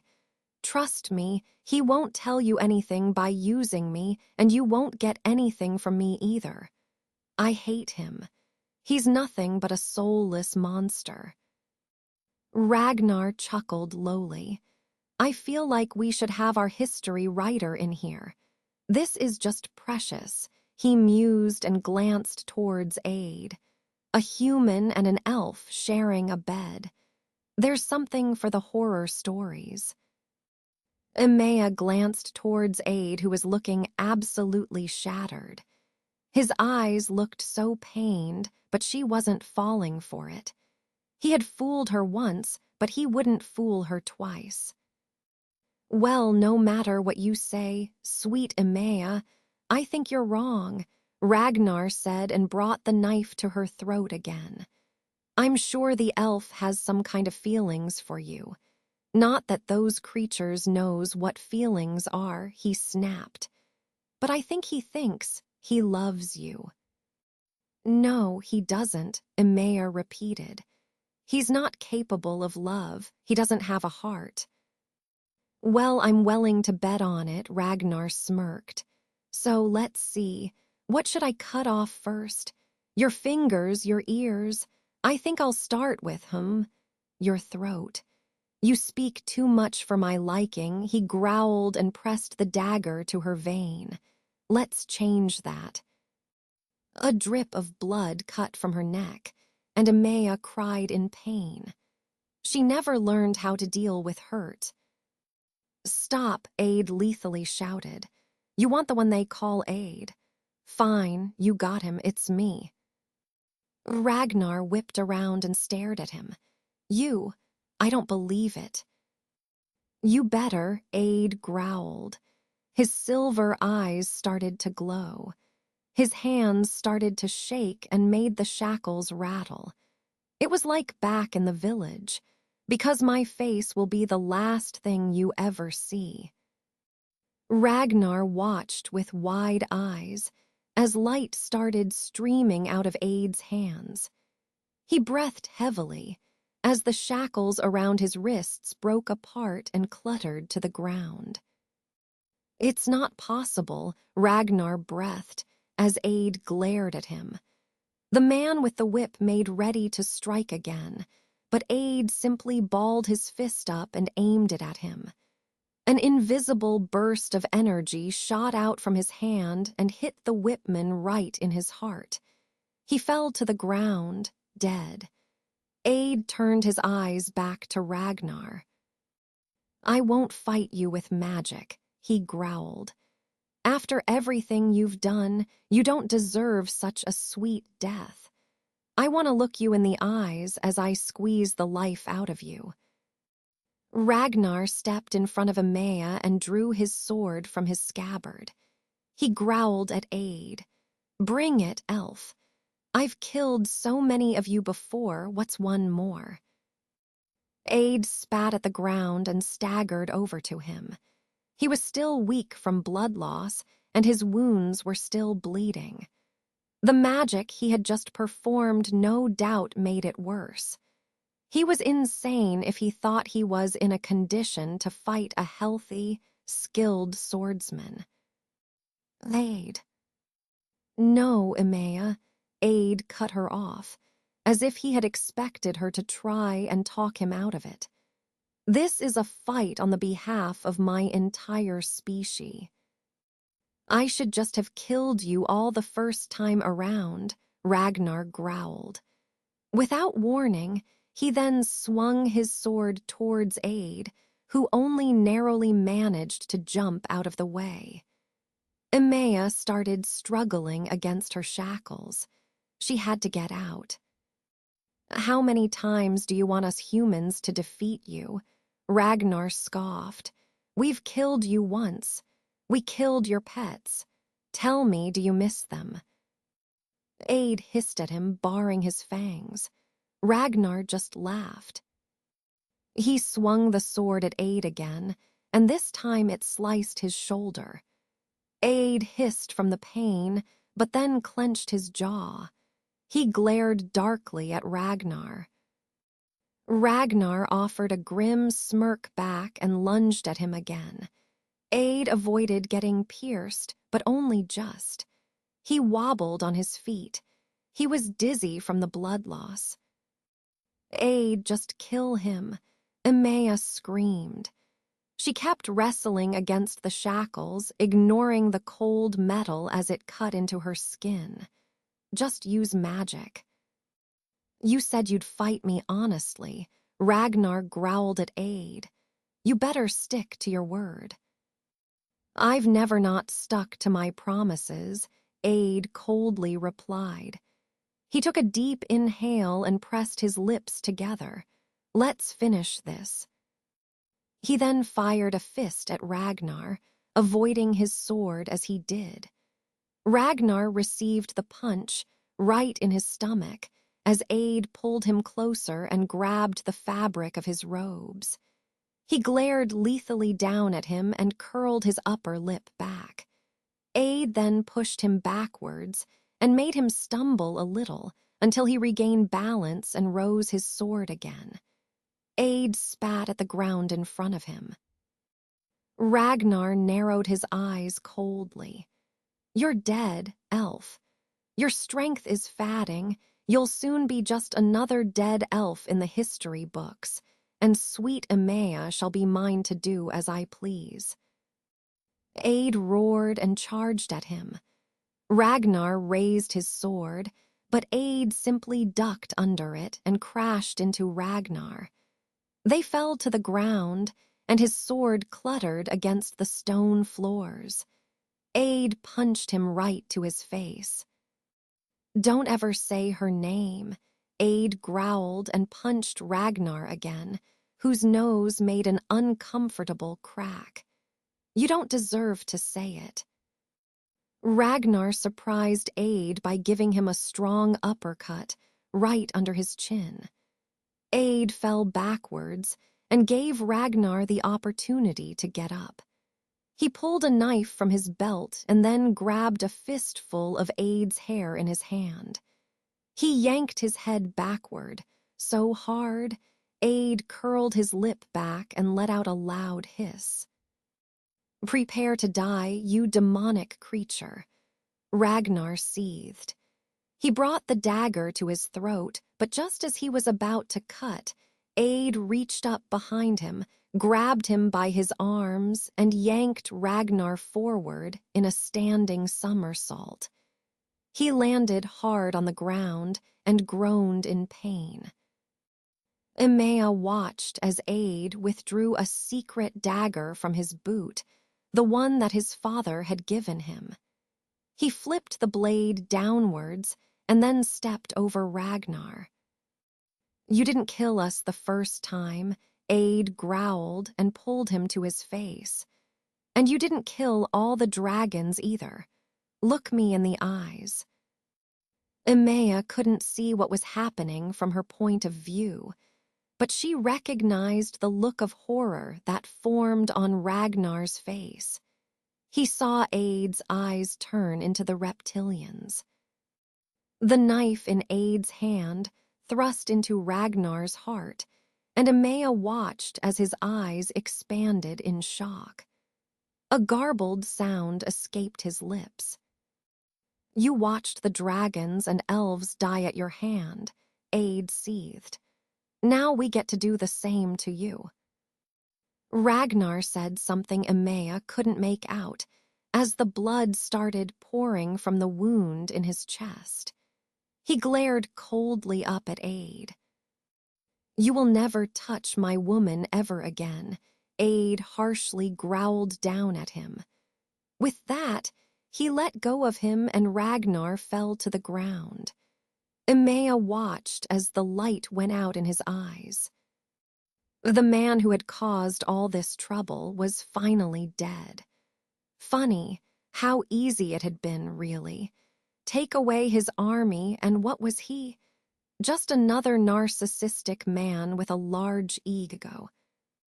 And now it was over. His reign was over. They had won. "Get me out of these shackles," Emea spoke up. Even as touching as this moment was, there was still a war going on outside. She had to get back and help. "Emea," Aide turned and looked at her. "I'm so sorry."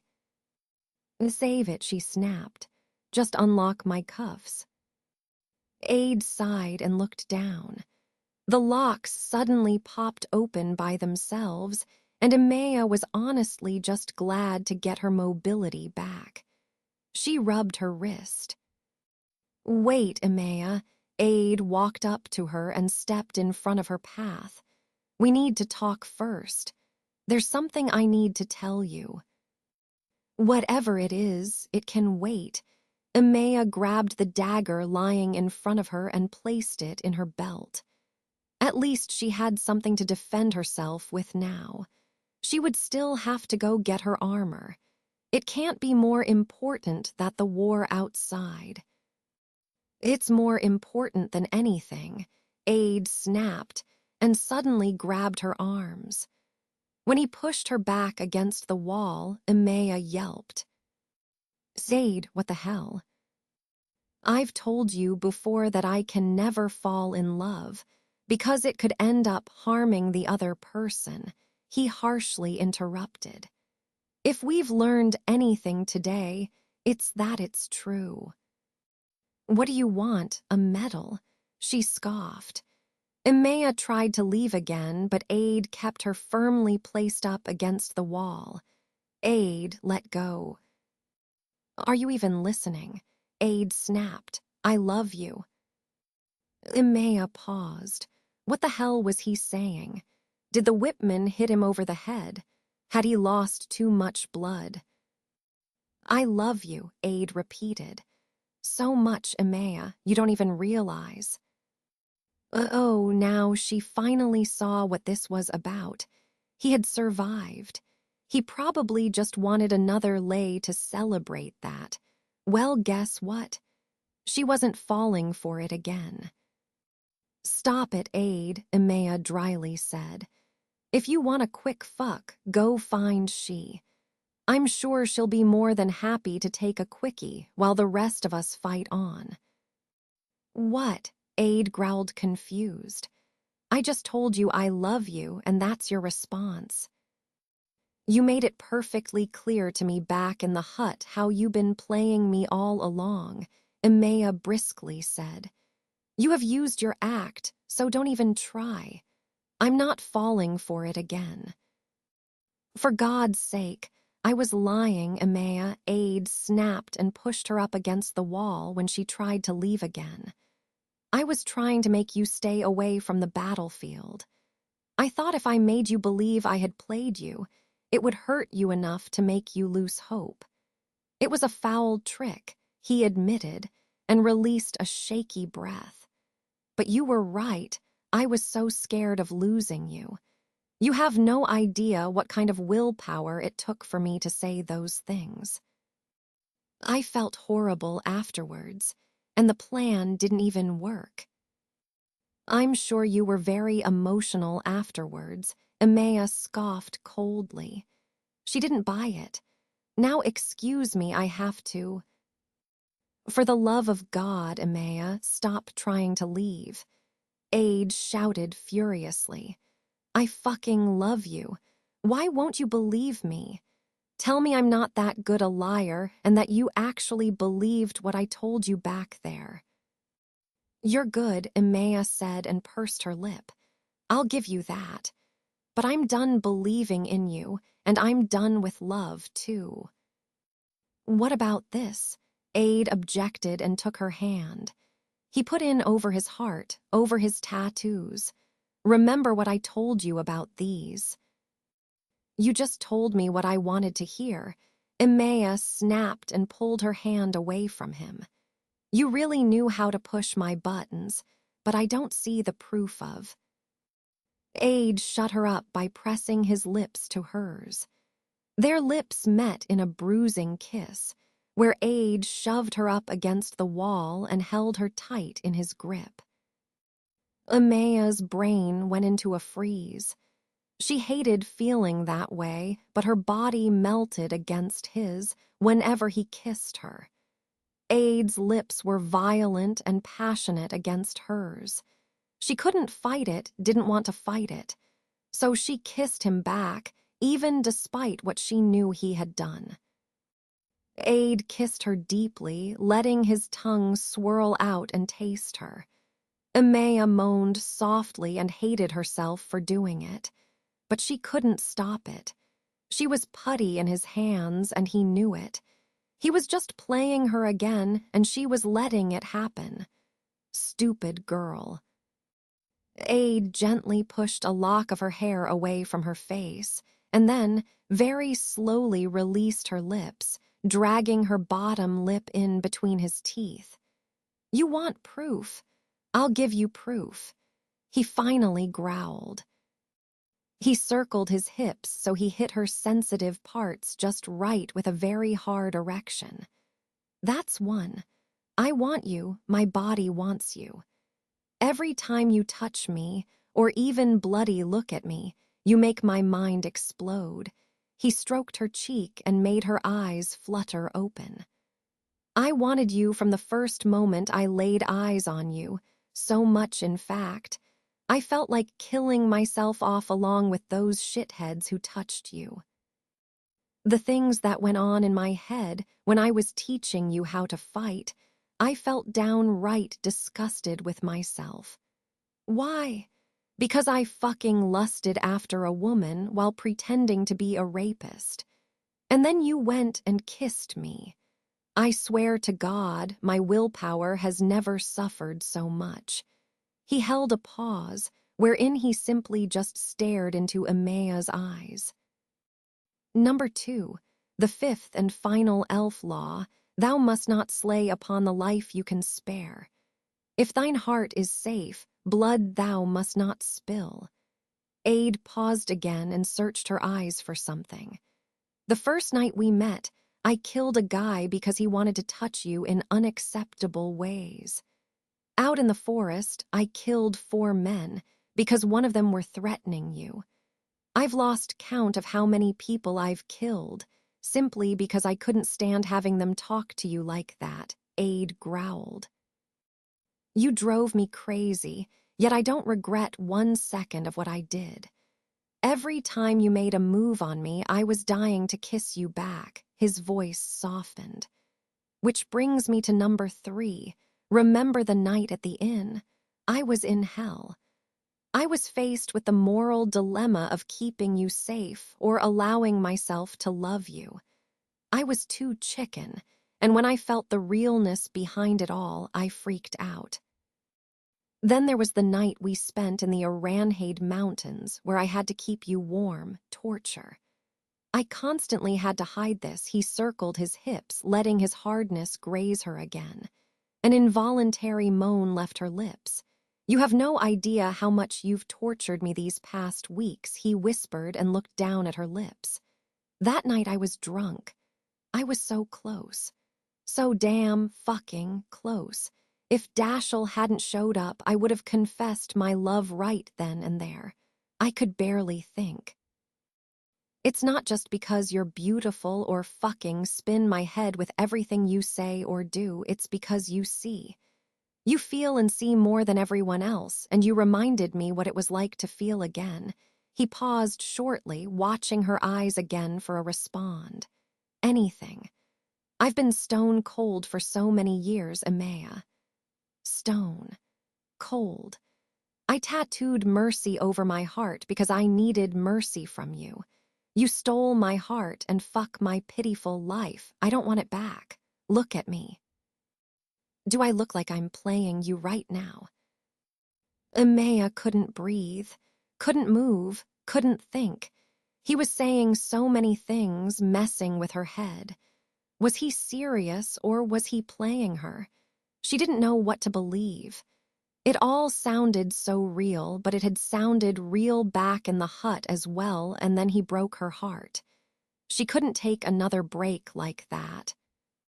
Zaid, He pressed his lips to hers again, angled his head down so he could kiss her deeper. It was the most tentative, sweet kiss he had ever given her, and it made her weak in the knees. After a moment of taking away her breath, he slowly pulled back. Tendai. What? Aide looked into her eyes and placed her hand over his heart. My name is Tendai. Emea went into complete shock. No, it couldn't be. If that really was his name, did that mean? Thou shalt not speak thy name until thine heart you shall give, Aide recited. I give you my heart and soul, Emea. They're yours, only yours. I love you with all my heart, and I promise I'll never lie to you again. I love you. Emea didn't know what to say, except, Tendai. Yes. She blinked. He responded so naturally. It clicked. Everything fell into its place, and that's when Emea finally realized he was telling the truth. He loved her. Tears welled up in her eyes and started flooding down her cheeks. Tendai. Yes, Mala, Aide whispered and pecked a kiss to her lips. That's me. Emea stepped onto her toes, threw her arms around him, and captured his lips. Aide met her and pushed her up against the wall, lifting her off the ground. He held her so tightly Emea felt like he would never let her go. They kissed for so long that the seasons could have changed and none of them noticed. Finally, Emea broke apart. Tendai. Marry me. Emea gaped in shock. W what? Marry me, he repeated. Be my wife, be my mate, be my anything. I don't care what, just say you'll be mine. Emea blinked before releasing a breath. Will you be mine too, then? I was already yours before you even spoke a word to me. Aide, Tendice smiled and cupped her cheek. All along, I was trying to save you when in truth, you were the one who saved me. You reminded me what love was. Your pure, golden heart left a burn mark on mine. Aide collapsed on the floor as soon as the hallway outside the throne room was cleared of guards. His wounds were still leaking purple blood and caused him to look almost a deadly pale color. Even though he still bravely tried to stand up and continue. Aide, stop. You can't go on, Emea said, after having tied her armor on. How did this even happen to you? Did you get caught? Aide gritted his teeth, clearly in severe pain. No, they caught she, tortured her like me until she caved. She was the one who gave them my name. Where is she now? Emea timidly asked. Aide looked down at the floor, and that was all the answer she needed. Oh my God, she said, feeling her throat close. She died from her injuries before she could tell them it was me, Aide said. They kept us in separate rooms, but I could hear everything they did to her. You're not fighting, Emea said, coming up to his side and placed a hand on his face. You're in no condition, both mentally and physically. You've lost too much blood, you can't go on. Aide grimaced as he leaned up against the stone wall. No, I'm fine. It stings, that's all. I think one of the diamonds from the lashes is caught somewhere in one of the wounds. What? Emea screeched. Turn over, I'm getting it out. Emea, no, Aide objected when she tried to turn him herself. We don't have time, there's still a war outside. They need me, Tesmia, Kai. They can handle themselves. And even if not, you wouldn't be much good to them if you're dead, Emea argued. Now turn around, I'm getting that diamond out. Aide watched her eyes for a moment, maybe evaluating his options. She wasn't letting it go. Okay, but just don't go on if it gets too bloody for you. Emea pressed her lips together, but nodded. She had already seen him lie in a pool of his own blood and watched the blood splash out of him as he got whipped. Just thinking about it made her want to throw up, but she could handle this. The man she loved was in serious pain. She could do this for him. Lean over so I can see, she gently said. Aide did so and groaned as some of his wounds stretched. His hair even looked purple from being stained. There was just so much blood. It was a wonder how he could still walk and talk. It had to be the dragon within him. Its strong soul was keeping him alive. Emea studied the marks on his back, trying to catch a glimmer of something glinting in the light of the torches on the wall. All she could see were deeply cut wounds and blood dripping down his back. She swallowed heavily. Mala, he whispered, you don't have to. Yes, she did. Just then, she caught eye of something that didn't look like a droplet of blood. It was something hard, lodged right inside a wound on his shoulder, which made the wound bleed so much more. I've found it, Emea shakily said. I have to remove it. This is probably going to hurt. Go for it, Firefly. Aide faintly smiled and braced himself. Emea felt a strong pull inside her stomach, a pull of love. She still couldn't believe it. Her brain was still calling him Aide, even though she knew his real name. A name that nobody else but her knew. The name of his soul. On the count of 3, she said and took a deep breath. 1, 2, 3.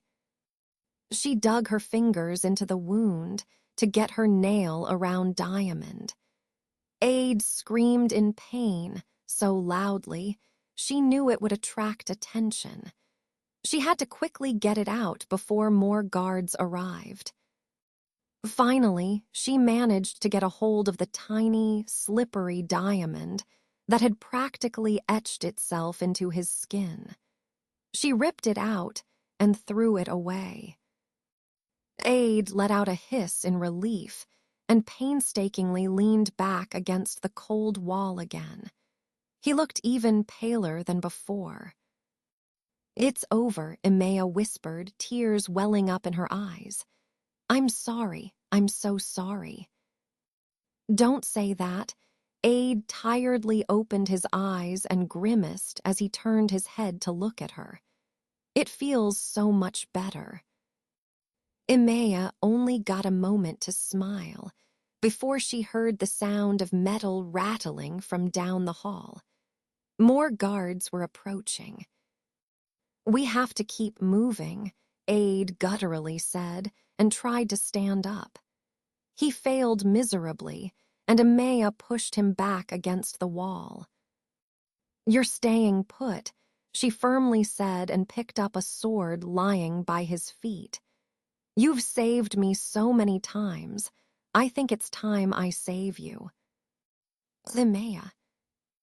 The guards turned the corner of the hallway, and no more than 5 men came marching towards them. Emea knew she didn't stand a living chance against 5 men, but she had to try. What was the other option? To die? Absolutely not. Not now, when the king was finally dead and Aide had confessed his love to her. She was not letting him die. She held up her sword, watching the guards as they walked up to her. She knew they were going for the kill, and so she had to do the same. She readied herself for their attack. "Hey," a voice suddenly barked behind them. 5 against 1. Not while me hand still works and me sword is still sharp. The guards all turned, and Emea now saw Hank, Dashiell, and Dom coming from down the hall, weapons ready and a game face on their faces. She couldn't have been happier to see them. Chaos broke loose in the narrow hallway as everyone jumped each other and started fighting. Hank was fierce with a sword, roaring like a lion as he pierced the first guard's armor. Dom, who was Kai's mate, was brutal as he easily killed the second guard with a skilled move, as if he practiced it every morning. And finally Dashiell, who Emea had never really seen fight in action before, really did know how to work a sword. He swung it around and sliced the third guard's throat, who dropped to the floor with a clutter. Suddenly, only 2 guards remained.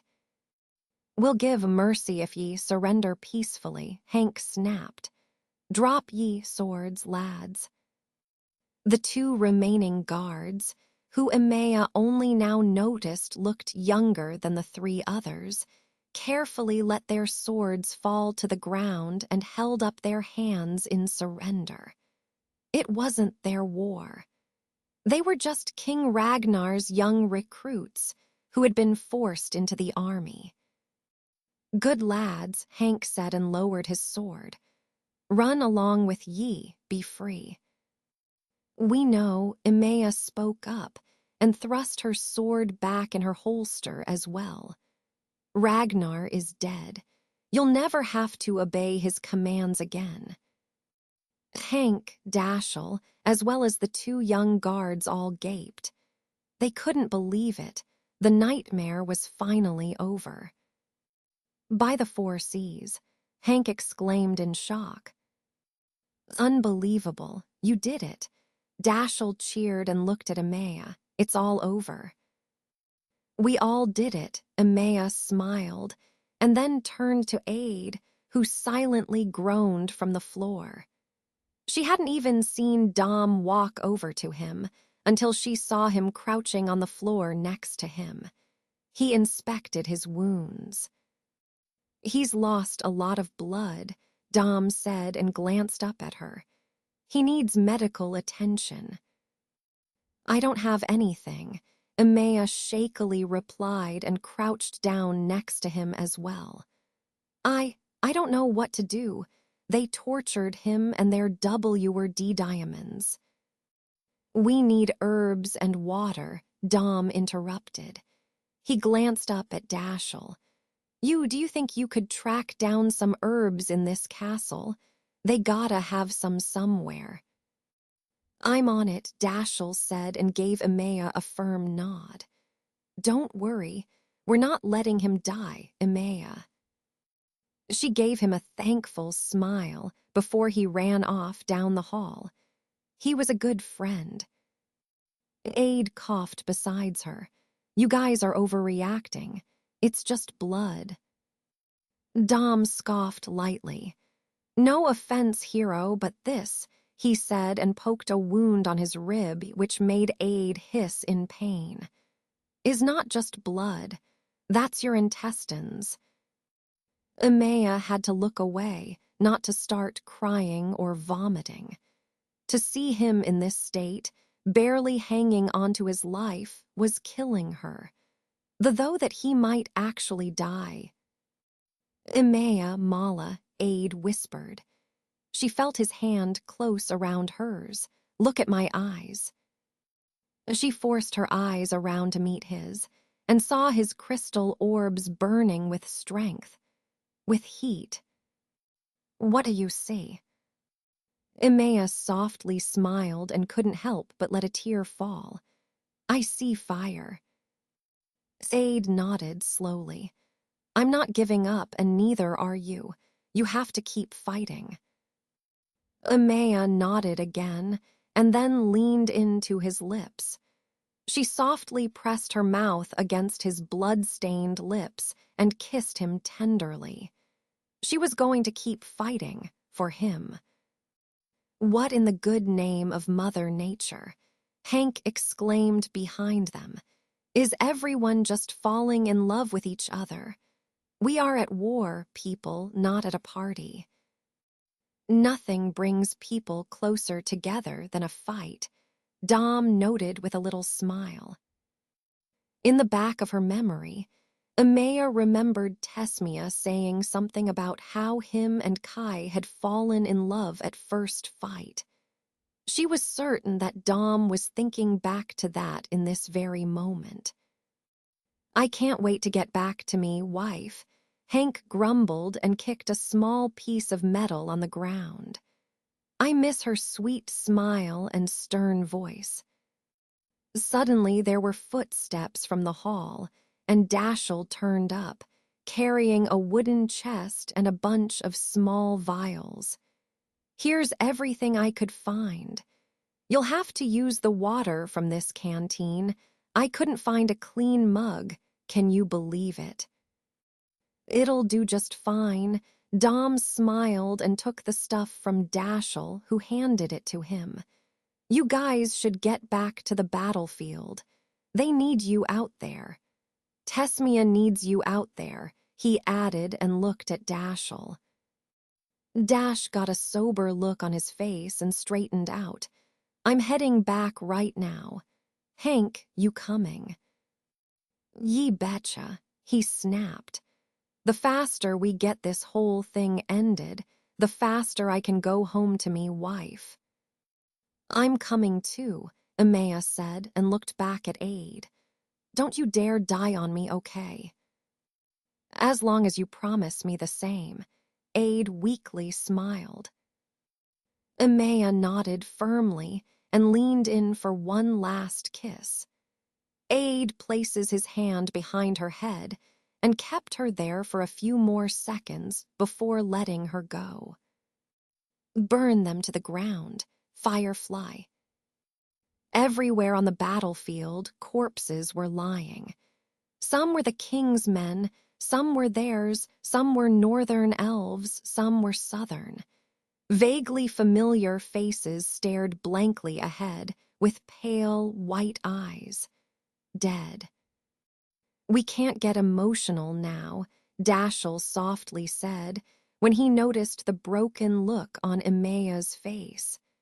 "The ones who died while fighting for all of us. Let's not let that be in vain." Emea swallowed a lump and blinked away the tears that threatened to fall. "You're right. We need to keep fighting. Where's Kai and Tesmia?" "The warrior dude's mate is right there," Hank commented and pointed to a figure. Emea now spotted Kai fighting two men at once with what looked like two small daggers.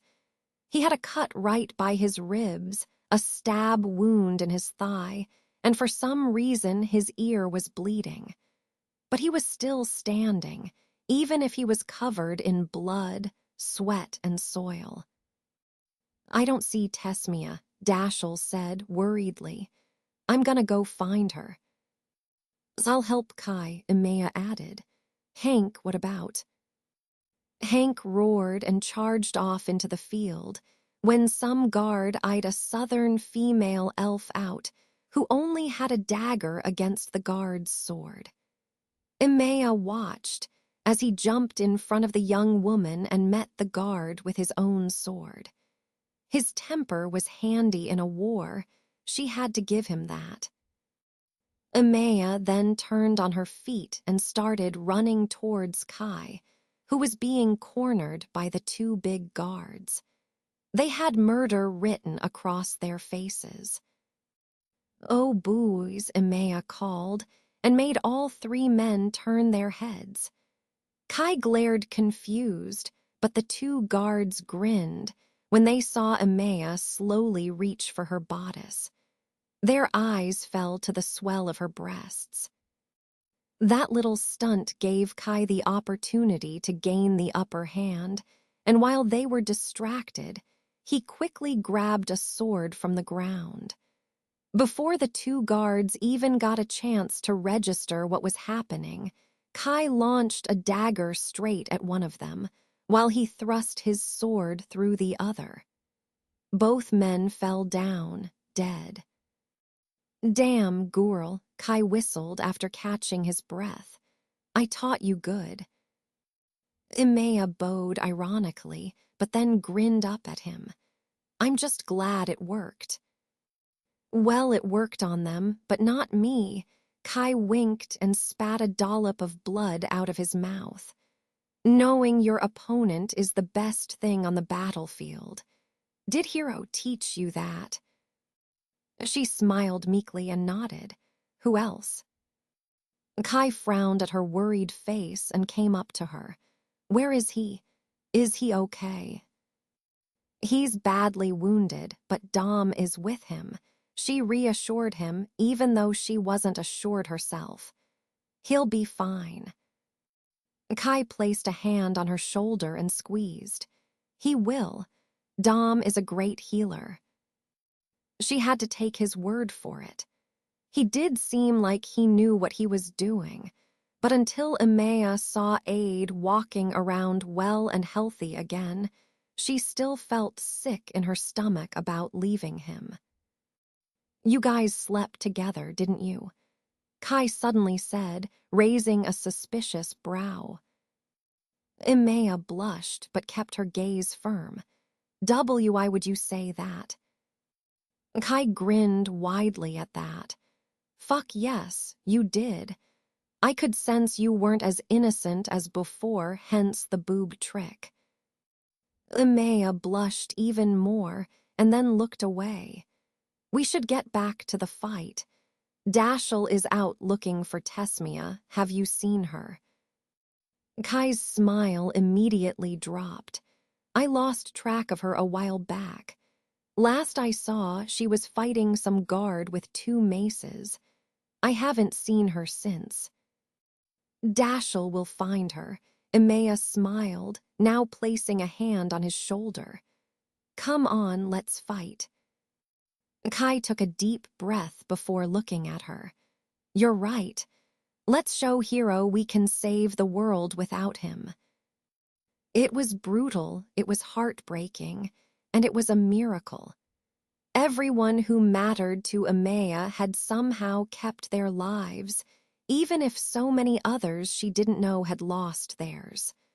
The war had been life-changing, but finally, the last man had fallen.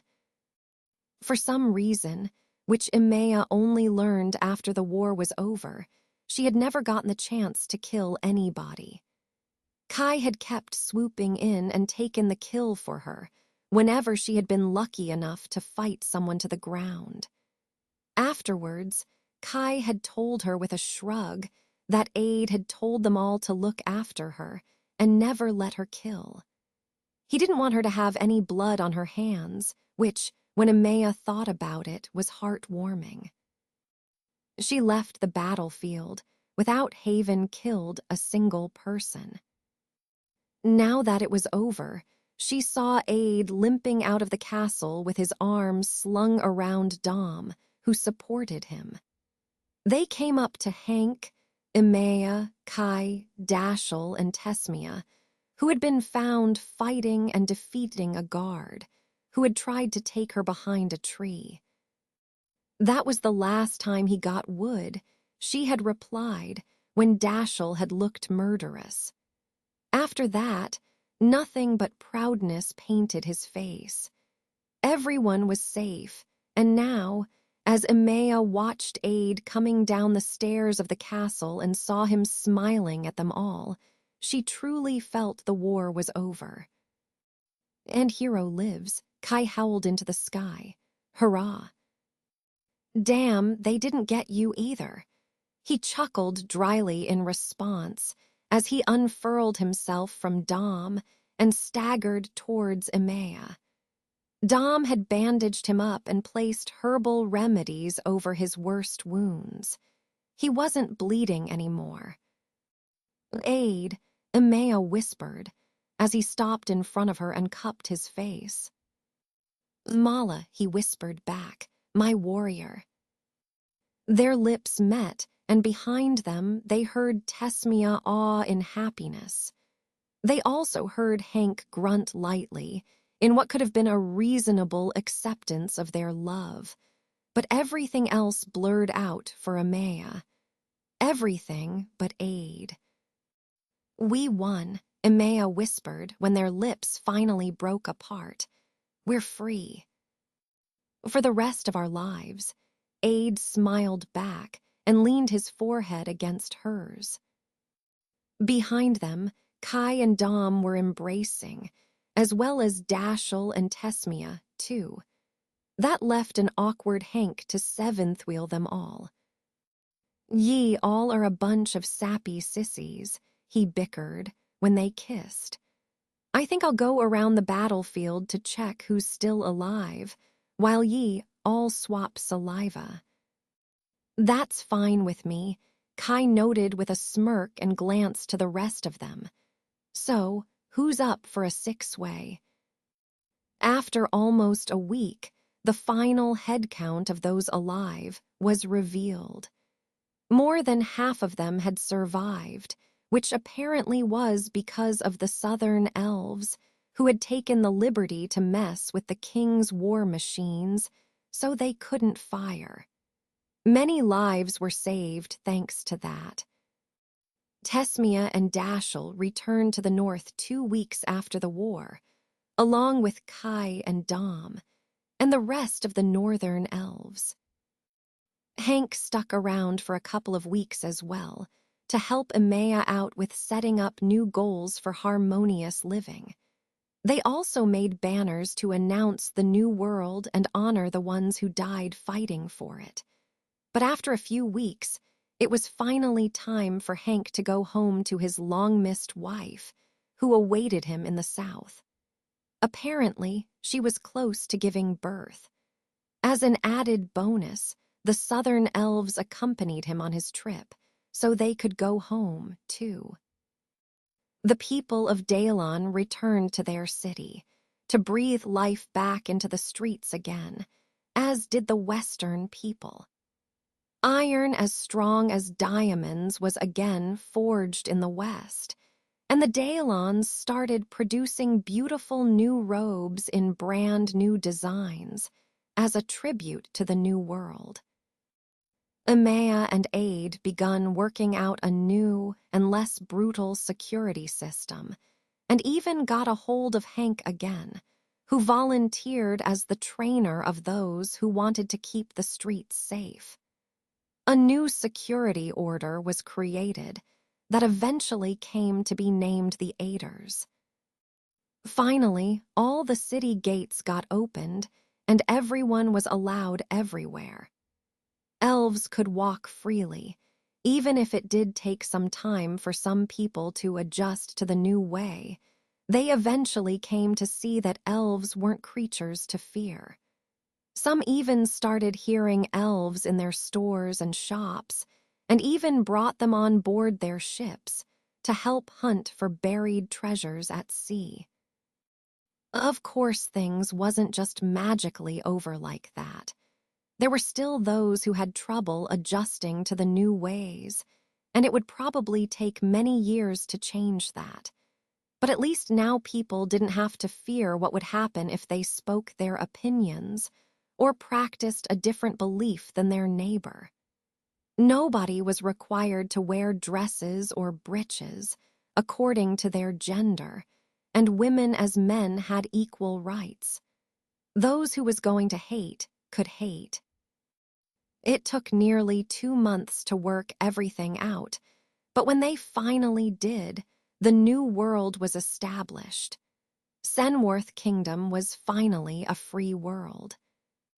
As Emea and Aide returned to the north again, when the month ran out, they found that things were going well there, too.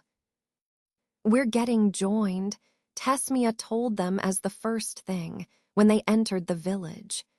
"Me and Dashiell were holding a ceremony. It's partially a marriage and partially a joining ritual. The first wedding between a human and an elf since the Great Purge." "Congratulations, Sunshine," Aide had said and hugged her tightly. "I'm so happy for you guys." "And I'm happy for you guys, too," she had replied and looked at them both. "What are your plans for the future?" At that, Aide had looked down at Emea, wrapped his arms around her and placed a soft kiss on her lips. To keep the fire blazing,